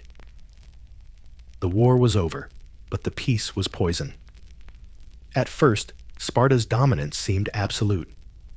Its armies had triumphed, where even Persia had failed, and its generals now dictated the terms of Greek affairs. But the Spartans had never wanted an empire. They wanted obedience. And obedience, they discovered, is the one thing Greeks cannot give for long. The 30 Tyrants ruled Athens with terror. Led by Critias, a former pupil of Socrates turned zealot for power, they executed hundreds, confiscated property, and exiled anyone who opposed them. The city of philosophers became a prison. But Athens had survived too much to die quietly. Within a year, a band of exiles led by Thrasybulus marched from Thebes and overthrew the regime. The democracy, bloodied but unbroken, was restored. Even in its lowest hour, Athens clung to the belief that citizens should govern themselves. Sparta tolerated the restoration. It was too busy policing its empire. For the first time, Sparta found itself at the center of a sprawling network of occupied cities and resentful allies. The irony was bitter. The nation that claimed to fight for Greek freedom now enforced it at spear point. Meanwhile, Sparta's rigid system was cracking. Its small citizen population, never more than a few thousand, was shrinking. Helots still farmed the land, but they simmered with resentment. The discipline that once sustained Sparta now suffocated it. And abroad, its arrogance was breeding enemies faster than victories. The first cracks appeared in Ionia, where the Greeks of Asia Minor had again fallen under Persian pressure. Sparta sent an army east, but its commanders, corrupt and unaccustomed to naval warfare, achieved little. The Persians, with their deep coffers, began to play Greek politics like a chessboard, funding whichever side seemed least dominant. By 395, BCE, resentment toward Spartan hegemony had boiled over. A new alliance formed an unlikely coalition of Thebes, Corinth, Argos, and astonishingly Athens, which had risen from defeat to oppose its old enemy. This conflict became known as the Corinthian War, a messy, exhausting struggle that raged across land and sea for nearly a decade. Persia, ever pragmatic, supported the anti-Spartan alliance until it didn't. When the Greeks refused to hand back the Ionian cities, Persia switched sides, funding Sparta once again. The result was the King's Peace of 387 BCE, brokered by the Persian king Artaxerxes II himself. Its terms were simple and humiliating. All Greek cities in Asia Minor were ceded to Persia. The rest of Greece was declared autonomous, a word that sounded noble, but in practice meant fragmentation. Sparta became the guarantor of this peace, which is to say, its enforcer. The self-styled defender of liberty was now the overseer of Persian-imposed order. The irony was not lost on anyone. And still, the violence didn't end. Sparta meddled in Boeotia and Thessaly, crushing rivals, breaking treaties, and propping up oligarchies. Each victory won it more hatred. Then in 371 BCE came the reckoning. At a small town called Leuctra, the unthinkable happened. The Spartan army, long believed invincible on land, was crushed by Thebes, a city that had until recently been dismissed as a provincial afterthought. The Theban general Epaminondas employed radical tactics, a deepened phalanx on his left flank, and an elite unit called the Sacred Band, composed of 150 pairs of devoted companions who fought as one. The Spartans, caught off guard, were annihilated. For the first time in history, the myth of Spartan invincibility was broken. The shockwaves were immediate. Thebes liberated Messenia, freeing the Helots who had sustained Sparta's economy for centuries. It was an act as moral as it was strategic, slicing away Sparta's foundation. Within a generation, the once feared city-state was reduced to irrelevance, its population dwindling, its sons too few to defend the walls their fathers had died to keep. For a brief shining moment, Thebes rose to prominence. Under Epaminondas, it led new alliances and restructured the balance of power. But like every Greek city before it, Thebes soon found that leadership in Greece was less a crown than a curse. After Epaminondas was killed at Mantinea in 362 BCE, Theban dominance collapsed almost overnight. Meanwhile, Athens had clawed its way back into respectability. Freed from Spartan control, it rebuilt its fleet, reformed its democracy, and even founded a second Athenian league. But this was not the Athens of Pericles. The empire's glory was gone, its citizens cautious, its coffers thin. The democracy that had once thundered now merely murmured. By the mid-4th century BCE, the Greek world was a jigsaw of exhausted city-states, each suspicious of the other, each convinced it should lead, and none capable of uniting them all. Wars flared and fizzled. Treaties were signed and broken. Foreign powers like Persia continued to manipulate Greek politics from afar. It was a strange twilight for Greece, still brilliant, still creative, but politically hollow. In the streets of Athens, philosophers like Plato and Aristotle debated virtue, justice, and the perfect state, perhaps, because the real one seemed so imperfect. In Thebes and Corinth, soldiers drilled for wars that no one truly believed in. And then from the north came a sound no one expected to matter, the tramp of soldiers in new formation, the glint of long spears under a cold sun. The kingdom of Macedon, long dismissed as half-barbarian and irrelevant, was on the move. Its king, Philip II, was about to do what no Greek city-state had ever achieved, unite them all by force. The classical age of the polis was ending. A new age of kings was rising. When Philip II ascended the throne of Macedon in 359 BCE, the kingdom he inherited was more a frontier than a nation, poor, divided, and scorned by the civilized cities to the south. To most Greeks, Macedon was a rough northern backwater of hardy tribes, a place that produced timber horses and little else. But Philip saw what they could not, a kingdom poised between barbarism and brilliance, perfectly placed to rule both. He was no ordinary prince. Philip had spent part of his youth as a hostage in Thebes during the height of its power. There, he observed firsthand the military genius of Epaminondas, the man who had shattered Sparta at Leuctra. Philip watched, listened, and learned. When he returned to Macedon, he brought with him not just Greek ideas, but a new vision of what power could be. His first act as king was survival. Surrounded by enemies, Illyrians to the west, Thracians to the east, rival Macedonian clans within Philip, reformed everything from the ground up.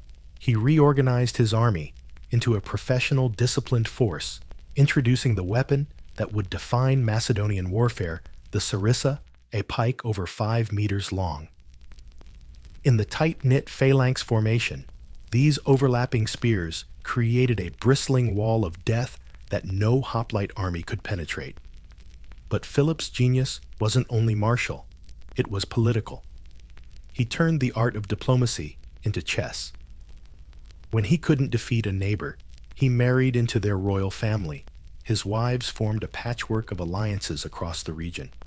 When marriage failed, bribery or flattery usually succeeded. And when all else failed, he simply attacked.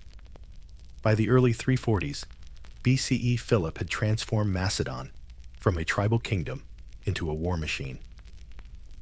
Its soldiers drilled year-round. Its officers were loyal to him personally.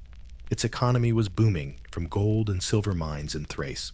Macedon's northern borders were secure, and now Philip turned his gaze south toward the squabbling, exhausted cities of Greece. The timing was perfect.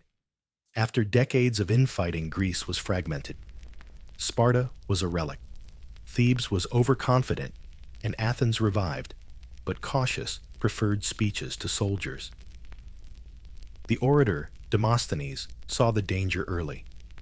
In his fiery speeches, known as the Philippics, he warned that Philip was not a mere king, but a storm. He walks among you as a wolf among sheep, and you men of Athens debate while he devours. The Greeks, of course, did what they did best, debate. Some saw Philip as a threat, others as a savior who might finally bring unity and peace. Meanwhile, Philip advanced by diplomacy and subterfuge. He intervened in the Sacred War, a messy conflict among Greek states over the control of Delphi's sanctuary. Casting himself as a defender of Apollo's honor, Philip positioned Macedon as Greece's divine protector. By 346 BCE, he was welcomed into the Amphictyonic Council, the ancient league that managed the Delphic Temple, a symbolic but powerful gesture. Macedon was no longer an outsider. It was now a player in Greek politics. Then came his masterpiece, the Battle of Chaeronea, in 338 BCE. When Thebes and Athens finally set aside their differences and allied against him, Philip marched south with his reformed army and his 18-year-old son Alexander commanding the left wing. The battle was decisive. Philip's phalanx pinned the Greek line, and Alexander led a brilliant cavalry charge that shattered Thebes' elite sacred band, annihilating it almost to the last man. When the dust settled, Greece lay at Philip's feet. For the first time in history, the fractured city-states were united under a single leader, though not by choice. At Corinth, Philip summoned representatives from across Greece and founded the Corinthian League, an alliance in name, but an empire in fact.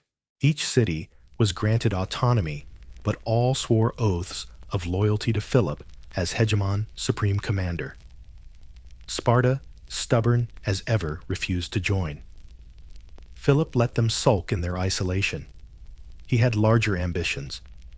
His next goal was the one that had haunted Greece for generations: revenge against Persia. With the city-states under his command, Philip planned a grand campaign to avenge the invasions of Xerxes and Darius, to liberate the Greek cities of Asia Minor, and perhaps to conquer the great empire itself. The idea electrified the Greek world. Finally, after centuries of civil war, they would unite not to destroy one another, but to expand together. But history, as ever, had other plans. In 336 BCE, as Philip prepared his expedition, he attended the wedding of his daughter Cleopatra in the Macedonian capital of Aegae. Amid the festivities, as musicians played and nobles drank, Philip walked proudly into the theater to be hailed by his people. He never reached his seat. A bodyguard, Pausanias, stepped forward and stabbed him to death. Even in death, Philip remained an enigma. Was it a personal vendetta, as the official story claimed, a political conspiracy? Perhaps even a plot involving his ambitious wife Olympias? No one knows. What is certain is that Philip's death changed the course of history, because standing at his funeral, eyes blazing and already commanding the loyalty of the army, was his 20-year-old son, Alexander. Philip had built the machine. Alexander would unleash it. Greece, weary from centuries of division, was about to become the heart of a new empire. The polis, the proud little city-state that had defined the Greek world, would soon be dwarfed by a vision so vast it would stretch from the Aegean to the edges of India. The age of the kings had begun, and the world was about to meet its most legendary one. When Alexander III of Macedon, the man history would call Alexander the Great, ascended the throne in 336 BCE, he was barely 20 years old. Yet in that moment, all of Greece held its breath. They had known kings before conquerors, tyrants, but not this. Not someone who seemed born with destiny already written into his eyes. Alexander had been shaped by two giants, his father Philip II, who taught him the art of war, and his tutor Aristotle, who taught him the art of thought. From Philip, he learned to command. From Aristotle, to question. One gave him an empire of soldiers, the other an empire of the mind. Together, they forged a prince who could quote Homer one moment and break a siege the next. But Philip's death left chaos in his wake. Macedonian nobles schemed Greek cities, revolted, and foreign tribes sensed weakness. Alexander moved faster than anyone thought possible. Within a year, he crushed rebellions in Thrace and Thessaly, then marched south into Greece, where Thebes, always defiant, had risen against Macedon. He offered clemency. They refused. Thebes was destroyed. Its walls leveled, its people sold into slavery. The message was unmistakable: defy Alexander and vanish. The rest of Greece submitted. By 334 BCE, with his authority secure, Alexander turned east to the dream his father had died, preparing for the conquest of Persia. The mightiest empire on earth would soon face a man not yet 30. He crossed the Hellespont with about 35,000 men, Macedonians, Greeks, and mercenaries. Before setting foot on Asian soil, he performed a symbolic act. He hurled a spear into the ground and declared Asia won by the spear. Then, in a gesture that revealed his strange mixture of piety and audacity, he visited the legendary site of Troy, sacrificing to Achilles, his hero and supposed ancestor. Fortunate, he murmured to have found a Homer to sing his glory. The implication was clear. Alexander intended to be his own Homer. The Persians met him at the river Granicus. Against a force far larger than his own, Alexander led a cavalry charge straight into the river, cutting through the enemy lines with reckless brilliance. His men begged him to hold back. He ignored them. By nightfall, the Persian satraps lay dead, and Asia Minor lay open before him. City after city fell. Sardis surrendered. Miletus, Halicarnassus, each was taken or abandoned. In 333 BCE, Alexander met the Persian king Darius III himself at the Battle of Issus. The numbers were staggering. Darius's army dwarfed Alexander's, his chariots gleaming with scythe blades, his infantry stretching for miles. Yet Alexander saw what few could, the weak point. He led his companion cavalry in a thunderous wedge toward Darius's center. The Persian line buckled. Darius fled, leaving behind his mother, wife, and children. Alexander treated the royal family with courtesy, even reverence. But to Darius, this was humiliation beyond repair. The King of Kings had run from a boy from Macedon. After Issus, Alexander turned south. Instead of chasing Darius directly, he set his sights on the coastal strongholds of the Persian fleet. One by one, the great cities of the Levant fell until he reached Tyre, a fortress island half a mile offshore. The Tyrians mocked him, confident that no army could reach them. Alexander built a bridge, literally.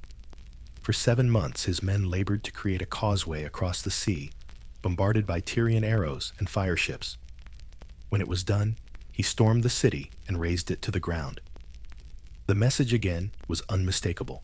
No wall, no ocean, no god could stop him. From Tyre, he marched to Egypt, where the people welcomed him as a liberator from Persian rule. In Memphis, he was crowned pharaoh. In the desert, he visited the oracle of Ammon at Siwa Oasis. What was said there remains a mystery, but ancient writers claim the oracle greeted him as son of Zeus.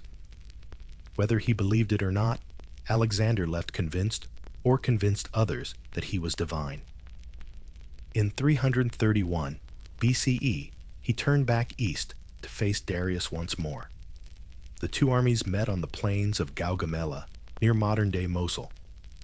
This time, Darius had assembled a truly massive force, perhaps 250,000 men, including war elephants and scythed chariots. Alexander's army, as usual, was outnumbered, but numbers had never frightened him.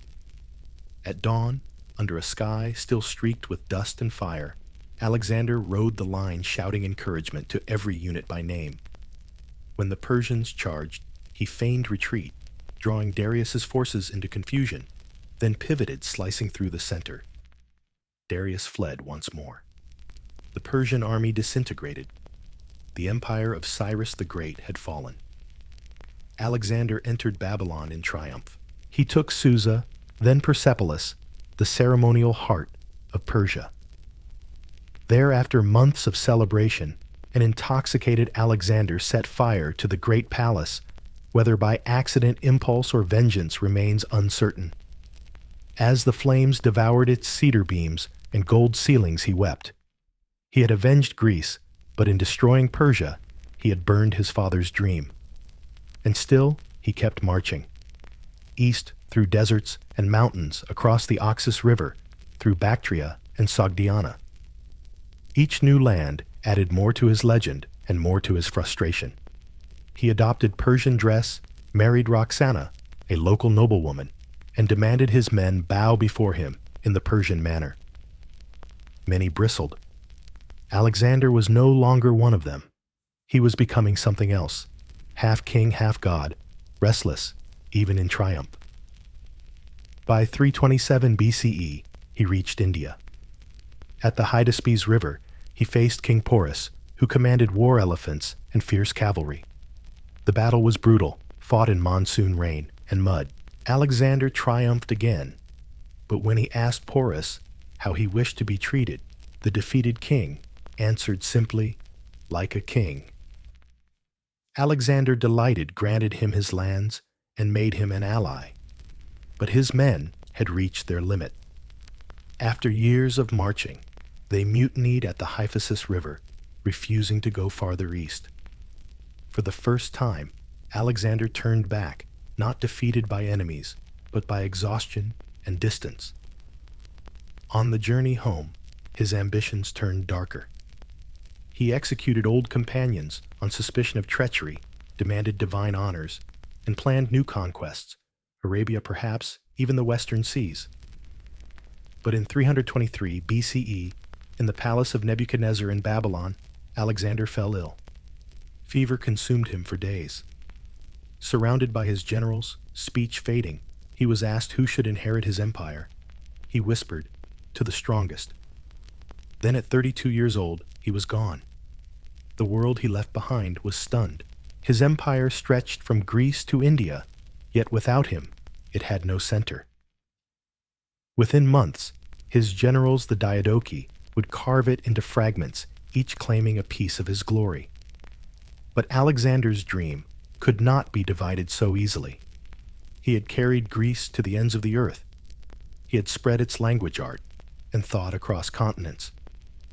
In his wake, cities named Alexandria dotted the map like stars. The age of the polis was gone. The age of the Hellenistic world had begun. And though his empire would crumble, his legend never would.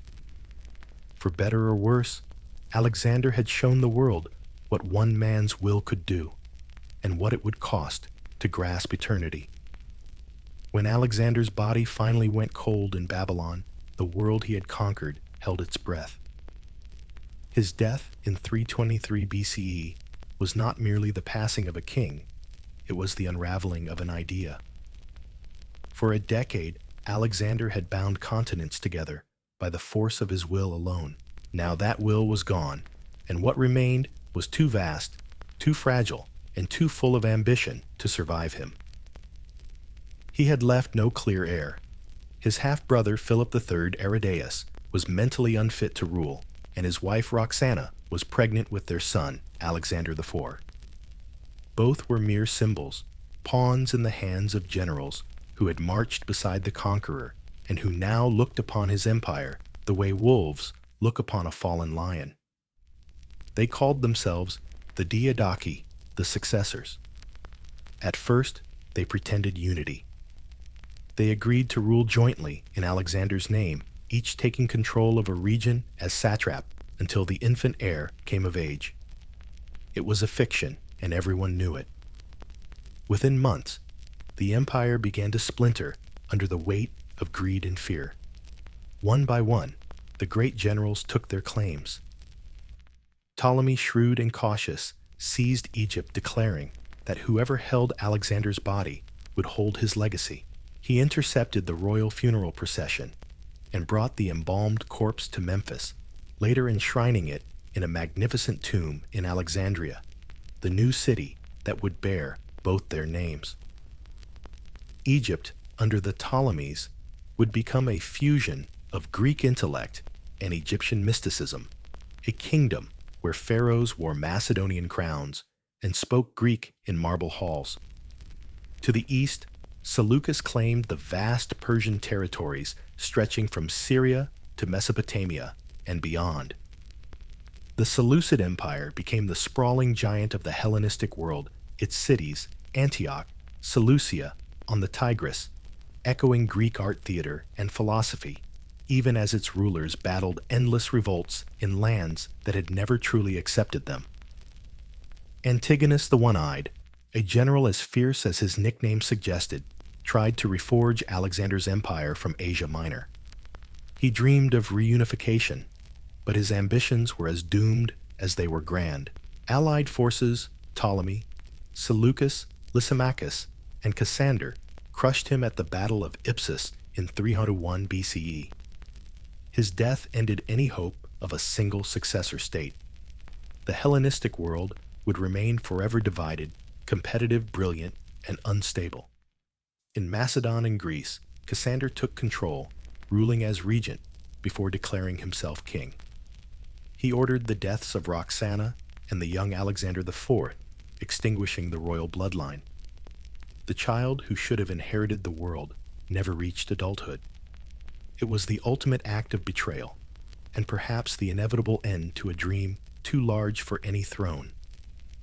And yet, even as the empire fractured, Alexander's influence refused to die. Greek culture, once confined to the Aegean, now stretched across continents. In the markets of Babylon, Greek merchants haggled in the same breath as Persians, Jews, and Egyptians. Sculptors in Susa carved statues of Heracles beside those of Persian kings. Greek became the lingua franca of scholars and traders from the Nile to the Indus. This fusion of East and West created what historians call the Hellenistic Age, an era of astonishing creativity, restless ambition, and cosmopolitan wonder. In Alexandria, Ptolemy the Furan and his son Ptolemy II Philadelphus turned the city into a beacon of learning. The Library of Alexandria, perhaps the greatest in history, gathered scrolls from every known culture. Its scholars, Eratosthenes, who measured the Earth's circumference with eerie accuracy, and Euclid, whose elements would define geometry for 2 millennia, embodied the intellectual curiosity that Alexander's conquests had unleashed. Nearby stood the lighthouse of Pharos, a tower so tall it seemed to touch the gods, guiding ships into the harbor and symbolizing humanity's newfound command over sea and stone alike. Art, too, evolved. The classical restraint of the 5th century gave way to movement and emotion. Statues now wept, strained, and laughed. The winged victory of Samothrace spread her marble wings over the prow of a ship. The Laocoon group twisted in agony, each muscle carved with almost painful realism. The Hellenistic artist was no longer content with ideal beauty. He wanted truth, however dramatic. Philosophy turned inward. In a world where empires rose and fell like dice in the gods' hands, thinkers sought peace not in politics, but in the self. The Stoics, founded by Zeno of Citium, taught that virtue lay in acceptance, in mastering desire and fate. The Epicureans, led by Epicurus, sought happiness through simplicity, friendship, moderation, and the quiet pleasures of the mind. Both schools reflected the exhaustion of an age that had seen too much ambition burn too many kingdoms. Meanwhile, trade and science flourished on a global scale. Greek merchants reached India and even China through the Silk Roads. Astronomers, like Aristarchus, proposed that the Earth revolved around the sun, an idea so far ahead of its time that it would wait nearly 2,000 years for Copernicus to revive it. But for all its splendor, the Hellenistic world was haunted by fragility. The great successor kingdoms were constantly at war, their borders shifting like tides. Intrigue poisoned royal courts, alliances collapsed overnight, and mercenaries sold their loyalty to the highest bidder. The same brilliance that had made Greece shine now scattered its light too far too thin. Still, there was something intoxicating about it all, a sense that for the first time humanity belonged to one shared world. The philosopher in Alexandria could debate with a merchant from Tyre. A sculptor in Antioch could draw inspiration from Indian elephants or Persian textiles. The walls between cultures had fallen, replaced by curiosity. From chaos had come connection. Yet even as Greek thought and art flourished from Egypt to Bactria, new powers were stirring in the west. In the Italian peninsula, a city of disciplined soldiers and patient ambition was rising quietly, at first methodically, but inevitably. Its people spoke Latin, not Greek. Its armies moved like iron tides. And soon, the heirs of Alexander would find themselves staring westward across the sea toward the next empire that would inherit and reshape the world they had built. The world that followed Alexander's conquests shimmered with contradictions. It was fractured by rival kings, yet knitted together by a single language. It was restless and unstable, yet filled with dazzling innovation. It was an age that no longer believed in limits, an age that dared to map the stars, measure the earth, and dissect the human heart. Welcome to the Hellenistic Age of science and wonder. In the century after Alexander's death, the Greek imagination turned outward again, but this time not with spears and fleets, but with questions.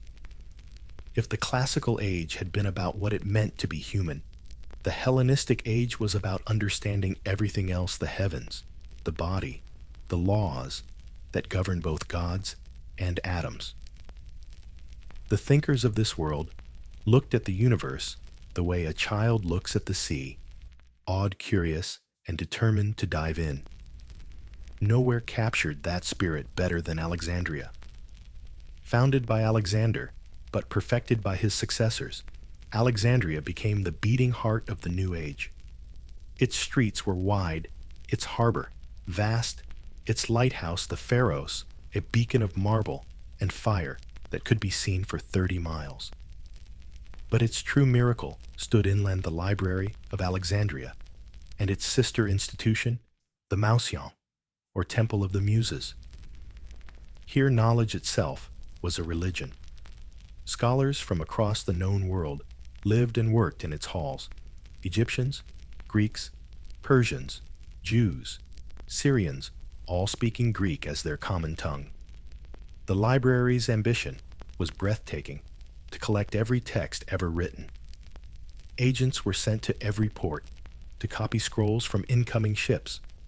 If an original was found, the library kept it and returned a copy. By some estimates, its archives held hundreds of thousands of works. Within those walls, the ancient world experienced something close to a scientific revolution. Eratosthenes, the librarian and polymath, used geometry shadows and 2 sticks to calculate the circumference of the Earth with stunning precision, off by less than 2% of the real value. He also proposed leap years and designed the first global map. Euclid, writing in the same city, compiled the elements of work so enduring that it would still be teaching geometry 2,000 years later. Then there was Archimedes, working in Syracuse, equal parts mathematician, physicist, and engineer. He discovered the principles of buoyancy-designed war machines to defend his city and supposedly shouted, "Eureka! I have found it," while leaping naked from a bath after realizing how to measure volume by water displacement.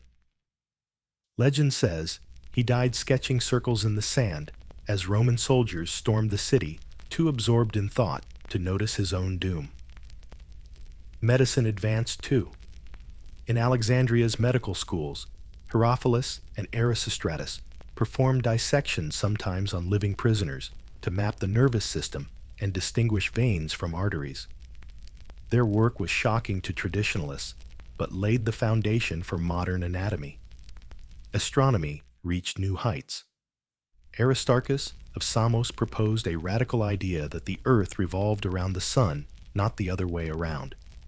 His theory was ignored for centuries, dismissed as heresy, even in a world that had once believed in Zeus hurling thunderbolts. But his vision quietly survived in the minds of dreamers until Copernicus resurrected it nearly 2 millennia later. The Stoics, led by Zeno of Citium, gave philosophy a moral dimension suited to this vast, uncertain world. They taught that reason ruled the cosmos, that virtue lay in harmony with nature, and that the wise man should accept whatever fate the universe decreed. Pain, they said, is not an evil. It is merely a sensation. It was a creed made for an age of shifting empires. The Epicureans, meanwhile, sought peace, not in resignation, but in balance. Epicurus, often misrepresented as a hedonist, actually preached moderation and the quiet pursuit of contentment. True happiness, he said, came not from luxury, but from friendship, tranquility, and freedom from fear, especially the fear of death. His garden in Athens became a sanctuary for those weary of politics and power. Even religion evolved. The Olympian gods still watched from marble pedestals, but people began yearning for something more personal. Mystery cults flourished. Rites of Isis Dionysus and Demeter promised not just favor in life, but salvation in death. Eastern deities like Serapis and Mithras blended Greek and foreign traditions into new forms of worship that felt intimate, emotional, and transcendent. Art mirrored these shifts. Gone was the serene perfection of classical sculpture. In its place came emotion, dynamism, and realism. The Laocoon group captured agony frozen in marble, while the Venus de Milo embodied both sensuality and serenity. Portraits no longer idealized kings. They revealed wrinkles, scars, and weariness. Humanity, not divinity, had become the center of beauty. Yet even as knowledge flourished, power waned. The great successor, kingdoms, Ptolemaic Egypt, Seleucid Asia, Antigonid Macedon, spent more time scheming against one another than nurturing their people. Their rulers styled themselves as living gods, but their empires were fragile, propped up by mercenary armies and inherited ambition.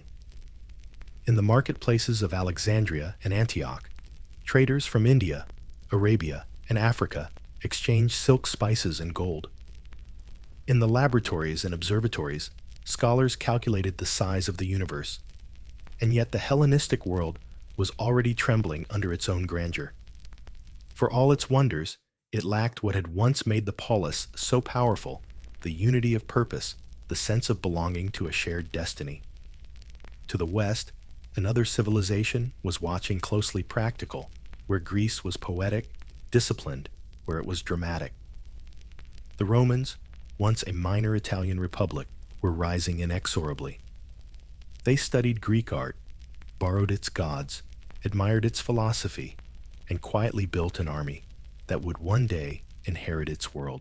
But before Greece's light passed fully into Roman hands, it burned one last time in the libraries and observatories of its scholars.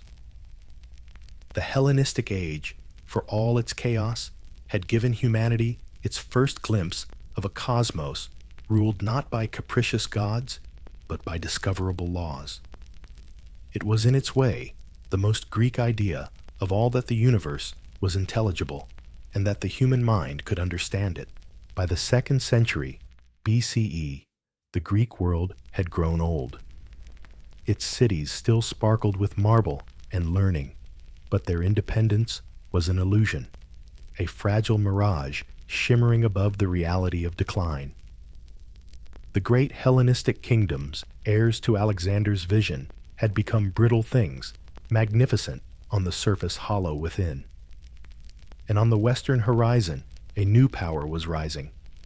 The Roman Republic, once a modest collection of farmers and soldiers, had spent centuries expanding across Italy. Its legions were relentless, its discipline unmatched, and its patience infinite. Rome conquered not through brilliance, but through endurance. It did not dazzle, it absorbed. By the time Greek philosophers were lecturing in marble colonnades, Roman generals were already studying their tactics, their ships, their politics. Greece's fall was not a sudden cataclysm, but a long, uneasy eclipse. The first confrontation came in the early 3rd century BCE, when Pyrrhus of Epirus, a cousin of Alexander's line, and one of Greece's last great generals, crossed into Italy to aid Greek colonies threatened by Rome.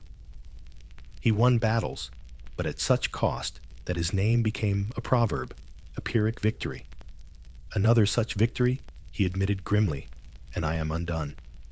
Rome, patient as ever, simply absorbed the losses and pressed on. Pyrrhus withdrew, defeated not by swords, but by arithmetic. Meanwhile, the Hellenistic world grew distracted by its own rivalries. The Seleucids and Ptolemies fought endless wars over Syria. Macedon struggled to keep its grip on the Greek mainland. Each kingdom watched its neighbors with suspicion, but ignored the steady rise of the disciplined republic far to the west. Then in 197 BCE, the Romans arrived in force. The Macedonian king, Philip V, had allied with Carthage's Hannibal during Rome's darkest days. When Carthage fell, Rome turned east to settle accounts. In a stunning campaign, Roman legions defeated Macedon at the Battle of Cynocephalae, the Dogs' Heads, in Thessaly. It was a symbolic turning point. The flexible Roman legion crushed the rigid Greek phalanx, ending centuries of military tradition in a single afternoon. The Romans declared themselves liberators of Greece. Freedom for the Greeks, proclaimed the general Flamininus at the Isthmian Games in 196 BCE, and the crowd erupted in joy. Yet Roman freedom came wrapped in chains. The city-states were liberated from their kings, only to find themselves bound by Roman diplomacy, Roman trade, and Roman debt. Over the next half-century, the noose tightened. Macedon rebelled again under Perseus Philip's son, but was defeated at Pydna in 168 BCE. The Seleucid Empire withered under internal strife and eastern revolts. Even mighty Egypt, under the later Ptolemies, decayed into intrigue and decadence, its rulers more interested in court politics than governance. Then came the final blow. Corinth, 146 BCE. The Achaean League, a coalition of Greek cities desperate to preserve their autonomy, rose against Rome. The rebellion was hopeless, but pride is a hard thing to extinguish. The Roman general, Lucius Mummius, crushed the resistance and sacked Corinth, Greece's wealthiest port. The city was burned to the ground, its men slaughtered, its women and children sold into slavery. The smoke rising from Corinth's ruins marked the end of Greek freedom. In the same year, across the Mediterranean, Rome destroyed Carthage. Two great civilizations, one Semitic, one Hellenic, fell together, clearing the stage for Roman dominion.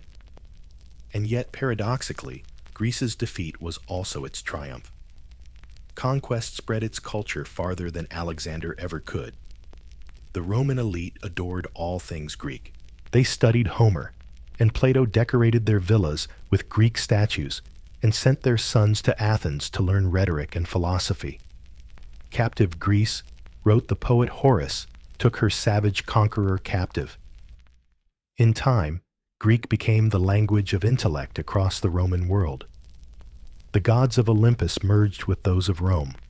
Zeus became Jupiter, Athena became Minerva, and Dionysus danced his way into Latin festivals as Bacchus.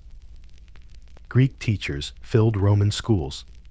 Greek architects shaped Roman temples. Greek doctors treated Roman emperors. But for the Greeks themselves, the transformation was bittersweet. Their city-states, once symbols of fierce independence, were now museum pieces of a vanished ideal. Athens survived as a university town, its glory reduced to its classrooms. Sparta faded into obscurity, a relic visited by curious Romans who came to watch mock military drills like tourists at a living history exhibit. Still, even under Roman rule, Greek spirit endured in subtler ways. The philosopher Polybius, who lived through the Roman conquest, sought to understand rather than resist it. He argued that Rome's strength lay not in cruelty, but in constitution, that its mixed government balancing monarchy, aristocracy, and democracy gave it resilience where Greek systems had failed. Others, like the Stoic thinkers of later centuries, embraced universality over nationalism, finding in Rome's empire a framework for the brotherhood of mankind. By the 1st century BCE, the political Greece of Pericles and Leonidas was gone. But the intellectual Greece, The Greece of Aristotle, of Pythagoras, of Euripides was immortal. It lived not in armies or city walls, but in ideas. Rome, in its pragmatic genius, became the vessel of Greek thought, carrying it forward through centuries of empire. The marble of the Parthenon may have cracked, but its spirit was alive in every Roman law court, every architect's column, every philosopher's lecture. And in that strange irony lies Greece's final victory. It conquered its conqueror, not by force, but by mind.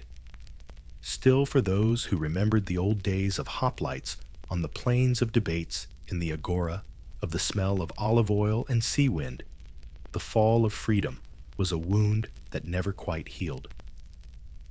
The polis, that miraculous experiment in self-governance, had perished beneath the weight of its own brilliance. But its ghost would wander far, whispering into the ears of future generations. Romans, Arabs, scholars, revolutionaries, whenever they dreamed of reason, beauty, and liberty.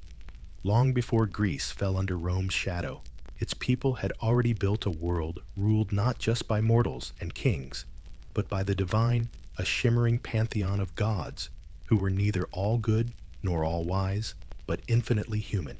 The Olympians, as they were called, lived atop Mount Olympus in the imaginations of poets and priests alike, and their stories shaped the soul of Greece far more deeply than any law or army ever could. The Greek gods were born of imagination, fear, and awe, the human attempt to explain a world both beautiful and cruel. Thunder and harvest, love and death plague and victory, all were given faces and names. Unlike the distant, unknowable deities of other ancient civilizations, the Greek gods were approachable, flawed, and vividly alive. They could be jealous, tender, mischievous, or cruel. They loved, quarreled, and punished with very human passion. At the summit stood Zeus, king of the gods and wielder of the thunderbolt. His realm was the sky storms, lightning, and justice. He was both protector and tyrant, the great father, whose moods could bless or devastate. His brothers ruled the other realms, Poseidon, lord of the seas, whose trident stirred earthquakes and tempests, and Hades, ruler of the shadowed underworld, cold and distant, yet necessary, the keeper of all mortal ends. Around them gathered an entire family of divine personalities. Athena, born from Zeus's head, fully grown, an armored goddess of wisdom and strategy, the calm intellect behind the chaos of war. Apollo, radiant archer of truth music and prophecy, who healed or cursed with equal grace. His twin Artemis hunted through forests and moonlight, patroness of the wild and the pure.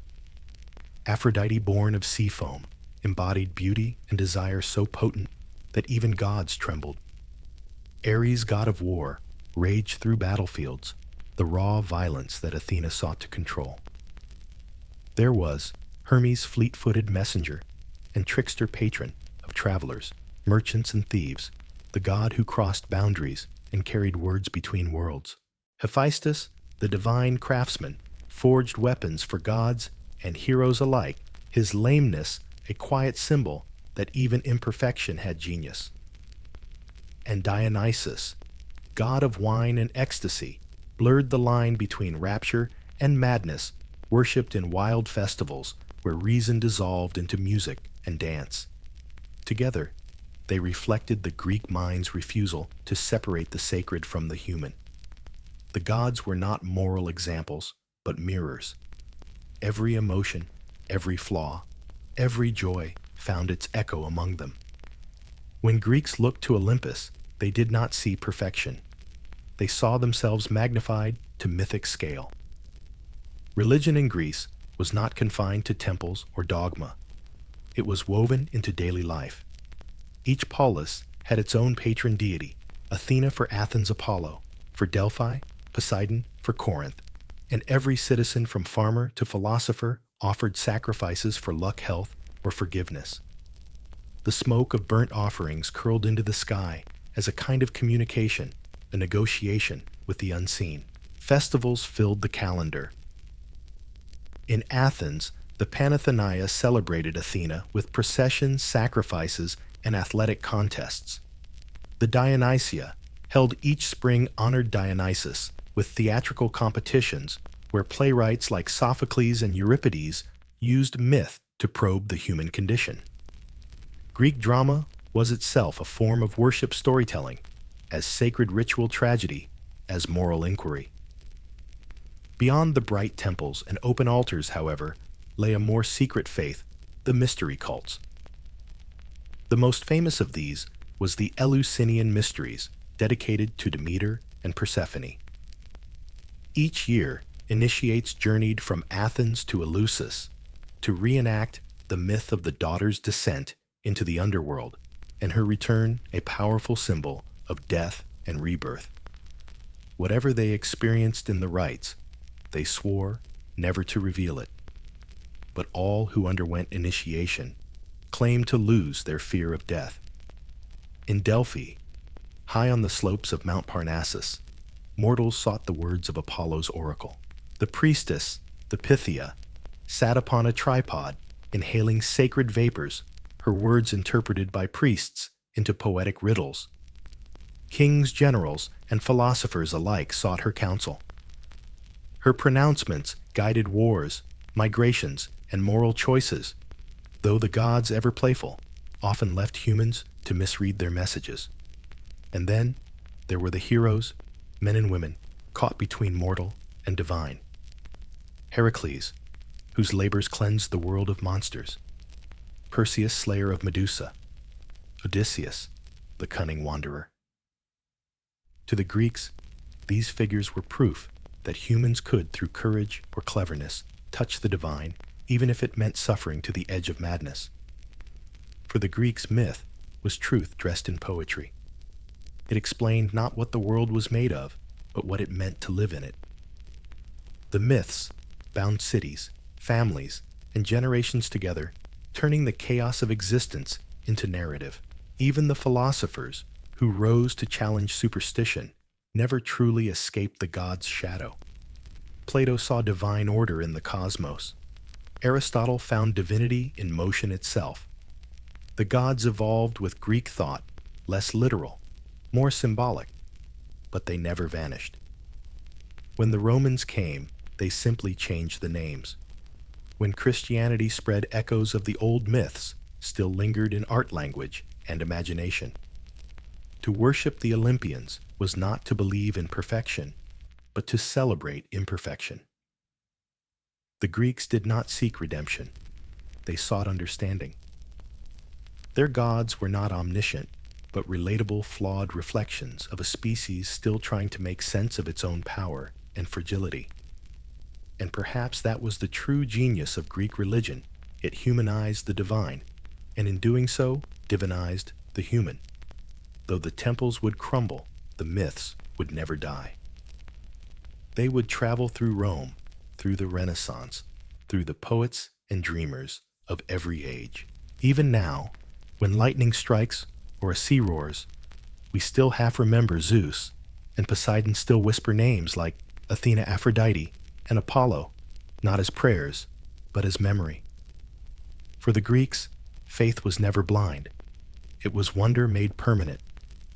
For centuries, the Greeks had peopled the sky and sea with gods' thunderbolts and tempests explained by divine choral beauty and terror given names. But somewhere between Homer and the ruins of the polis, a remarkable transformation occurred. The Greeks began to ask a different kind of question. Not who made the world, but why it works the way it does. This was the birth of philosophy, the moment when myth began to turn into mind. It started fittingly on the edges of Greece, in the bustling colonies of Ionia, where Greek merchants traded with Egyptians, Phoenicians, and Persians.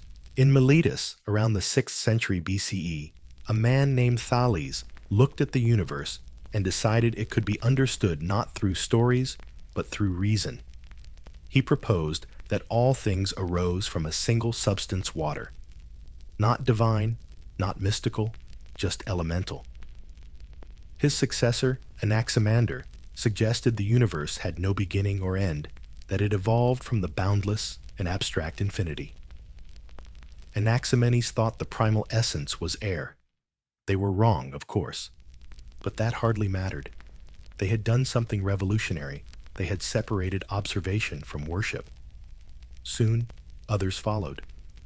Pythagoras wandered from Samos to southern Italy and taught that reality was structured by numbers, that harmony, geometry, and proportion were the language of the cosmos. His followers lived almost like monks, seeking purity through mathematics and music. To them, numbers weren't mere symbols. They were sacred truths, proof that order existed beneath chaos. Then came Heraclitus of Ephesus, the philosopher of fire and flux.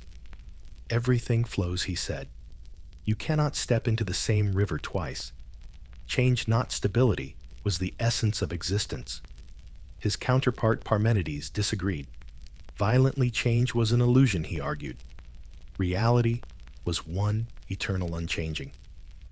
Between them, they set the stage for every philosophical debate that would follow the struggle between becoming and being, between movement and permanence.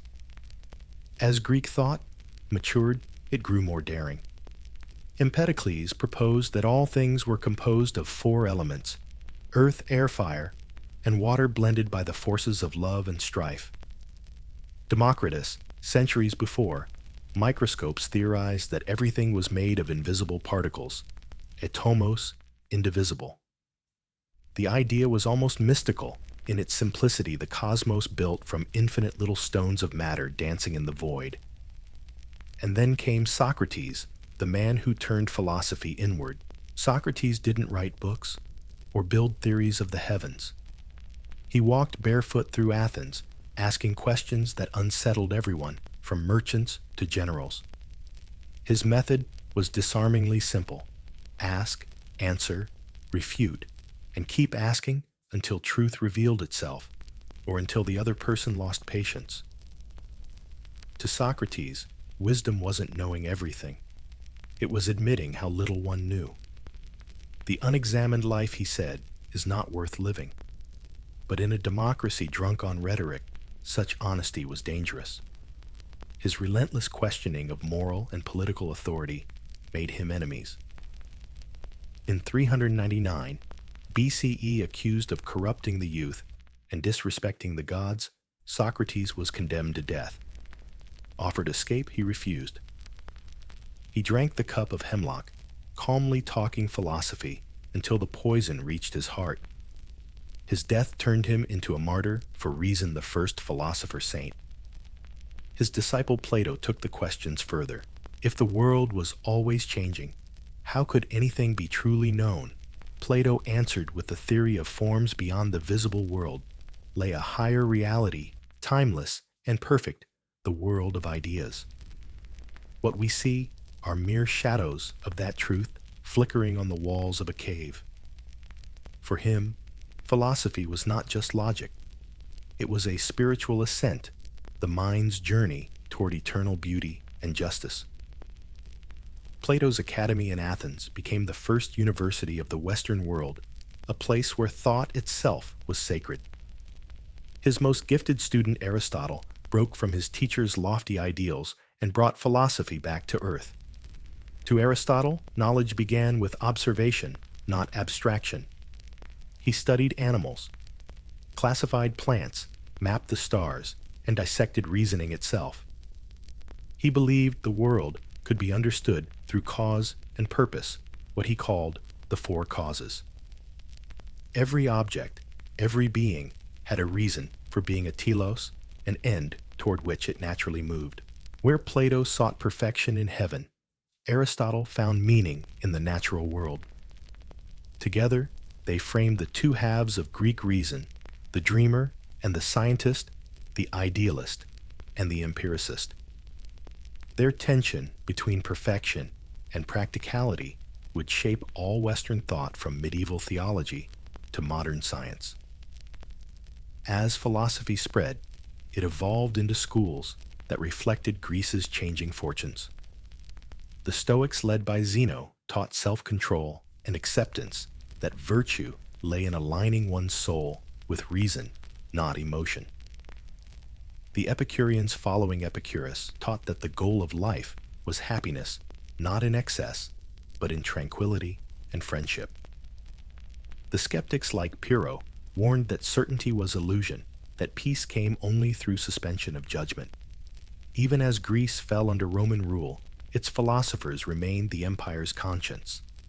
Cicero, Seneca, Epictetus, and later Marcus Aurelius would all drink deeply from the well of Greek wisdom. Philosophy had become what myth once was, a way to live with dignity in a confusing world. And that may be the greatest legacy of Greece's turn from myth to mind, not that they found all the answers, but that they taught humanity how to seek them. They began with Zeus and ended with logic. They traded thunder for thought temples, for academies, sacrifices for syllogisms. And in doing so, they bridged the divine and the human, replacing fear with curiosity and obedience with wonder. If the gods of Olympus showed what it meant to be human, the philosophers of Athens showed what it meant to be conscious. From myth to mind, it was not a rejection, but an evolution. For even stripped of divine thunder, the Greek pursuit of truth remained a kind of worship. To ask why was in its own way to speak with the gods. By the time the armies fell silent and the philosophers laid down their quills, one truth had become clear. The Greeks' greatest creation was not a temple or an empire. It was the idea of the human being. To them, art was not decoration. It was inquiry, a mirror held up to humanity itself. In their hands, stone breathed bronze, moved words, sang, and stories reached into the depths of fear and beauty. Through their art, they asked again and again, what does it mean to be human? It began with balance, that elusive harmony they called symmetria. In the early centuries, Greek sculpture sought not emotion, but proportion. The Kouros statues of archaic Greece, rigid youths with enigmatic smiles, were not portraits of individuals, but ideals, youth, vitality, divinity in human form.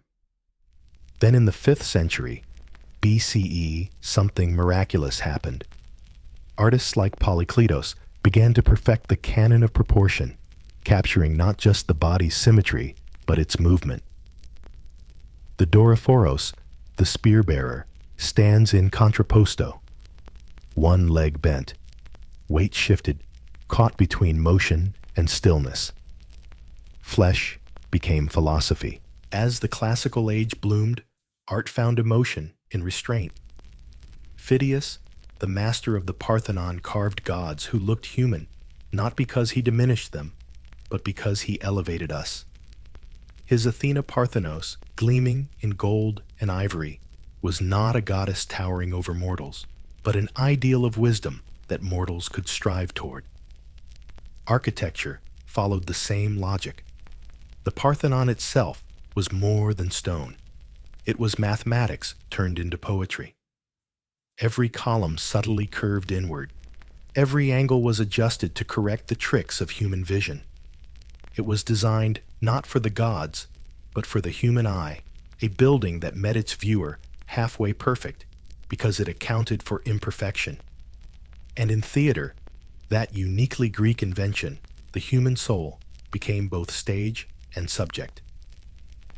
At the Theater of Dionysus in Athens, 15,000 citizens gathered under open sky, not merely to be entertained, but to reflect.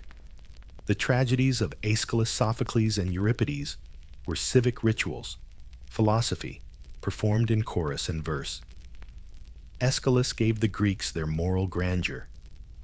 In the Oresteia, justice evolves from blood vengeance to law, from chaos to civilization.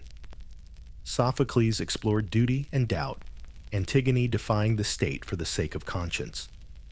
Euripides went further still, dissecting the heart, his Medea, his Bacchae, giving women, foreigners, and slaves voices that unsettled the powerful. Even comedy was philosophy in disguise.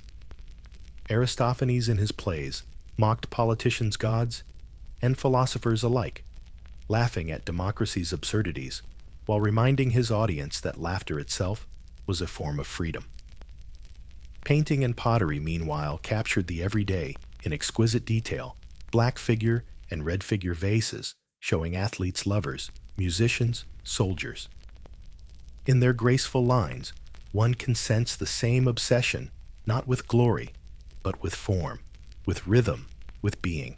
To the Greeks, a pot could be as noble as a temple if it expressed order and purpose. Their literature, too, reflected this human-centered vision. Homer had sung of heroes and gods. Later poets sang of ordinary lives. Sappho wrote of longing and love in fragments so personal they still feel modern. Someone, I tell you, will remember us. And someone did. The Greeks taught that greatness wasn't measured by wealth or power, but by excellence, what they called arete.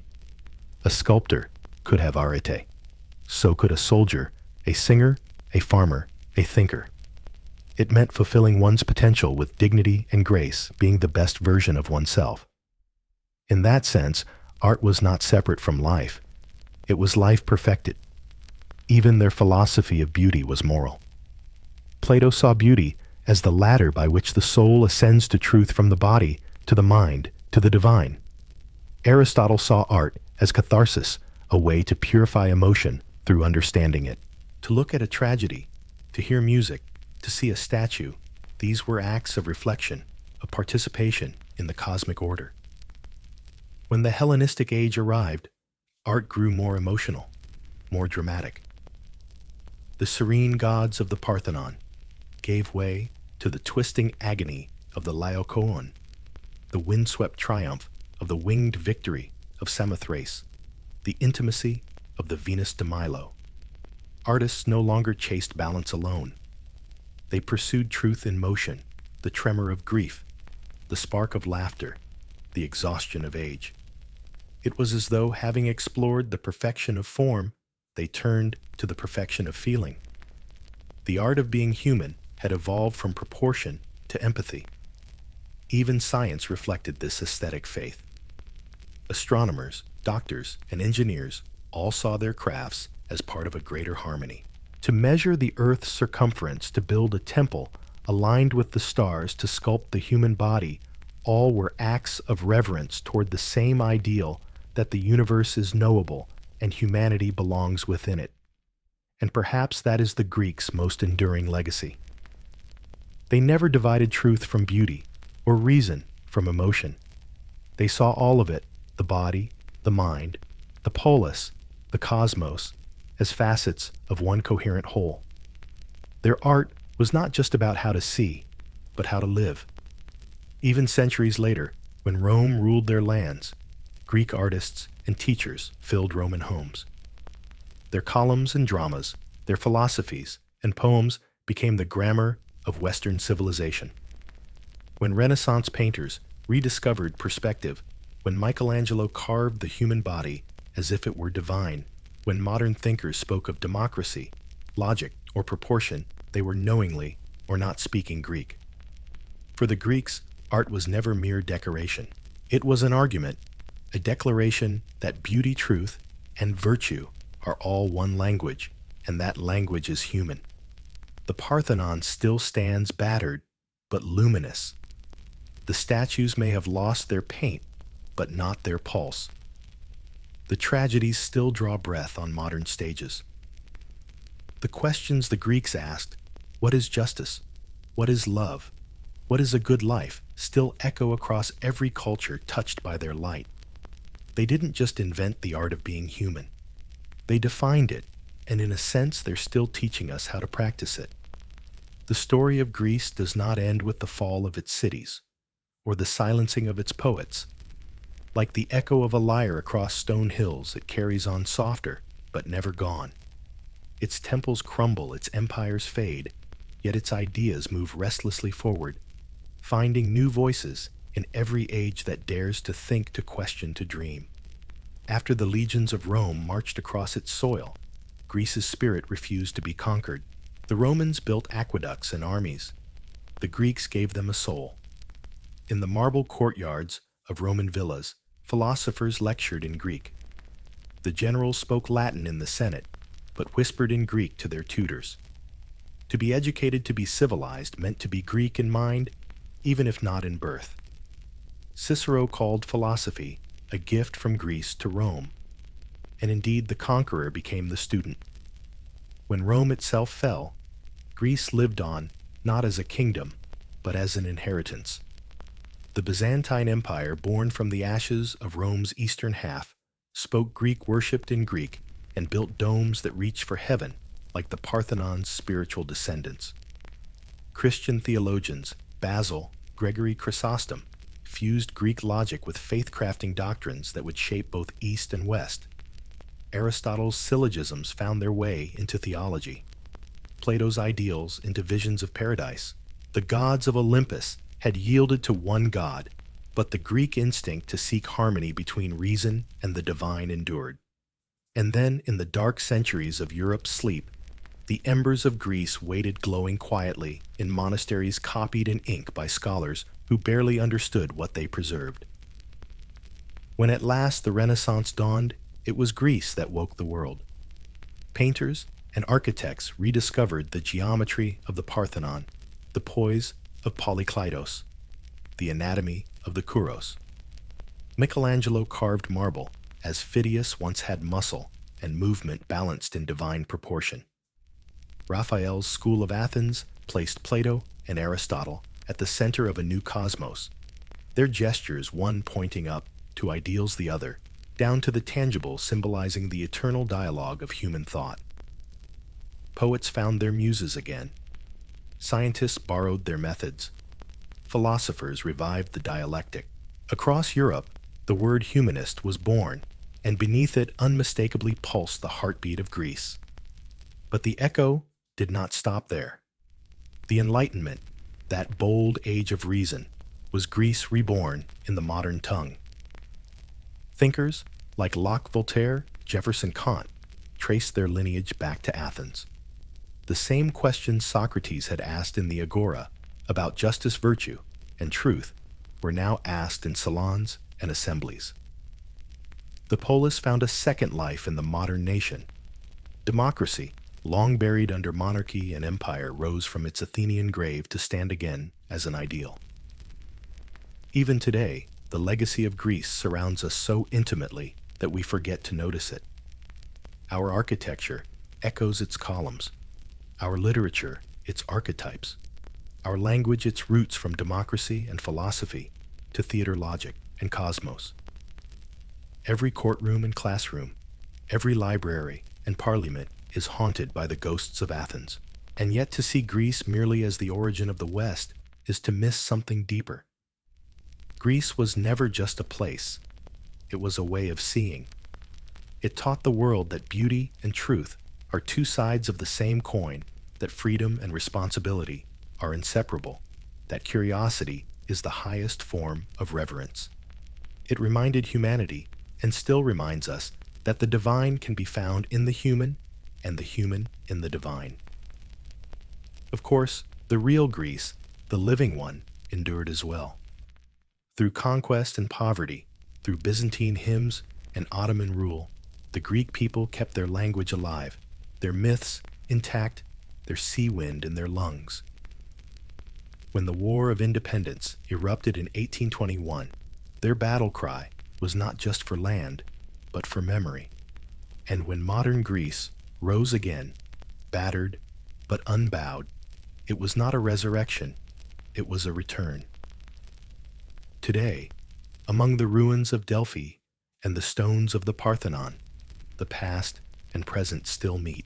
Tourists snap photos, scholars take notes, but at sunset, when the marble turns gold, something ancient stirs.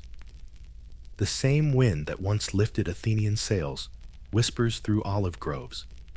The same constellations that guided Homer's sailors glimmer above the Aegean. And perhaps if you stand very still, you can almost hear them, the poets, the philosophers, the architects, the dreamers, all speaking in that clear, measured Greek that shaped the world. No empire lasts forever, but an idea can. Greece proved that. Empires rise and fall, but thought endures. Temples crumble, but proportion survives in every act of balance and reason. From the Acropolis to the microscope, from the agora to the internet, the echo continues the sound of a civilization, forever asking questions, forever remaking the human spirit. For in the end, Greece's true monument is not marble or myth. It is us, our minds, our languages, our laws, our art, our restless questioning souls. The story of ancient Greece never ended. It simply changed form, as all living things do.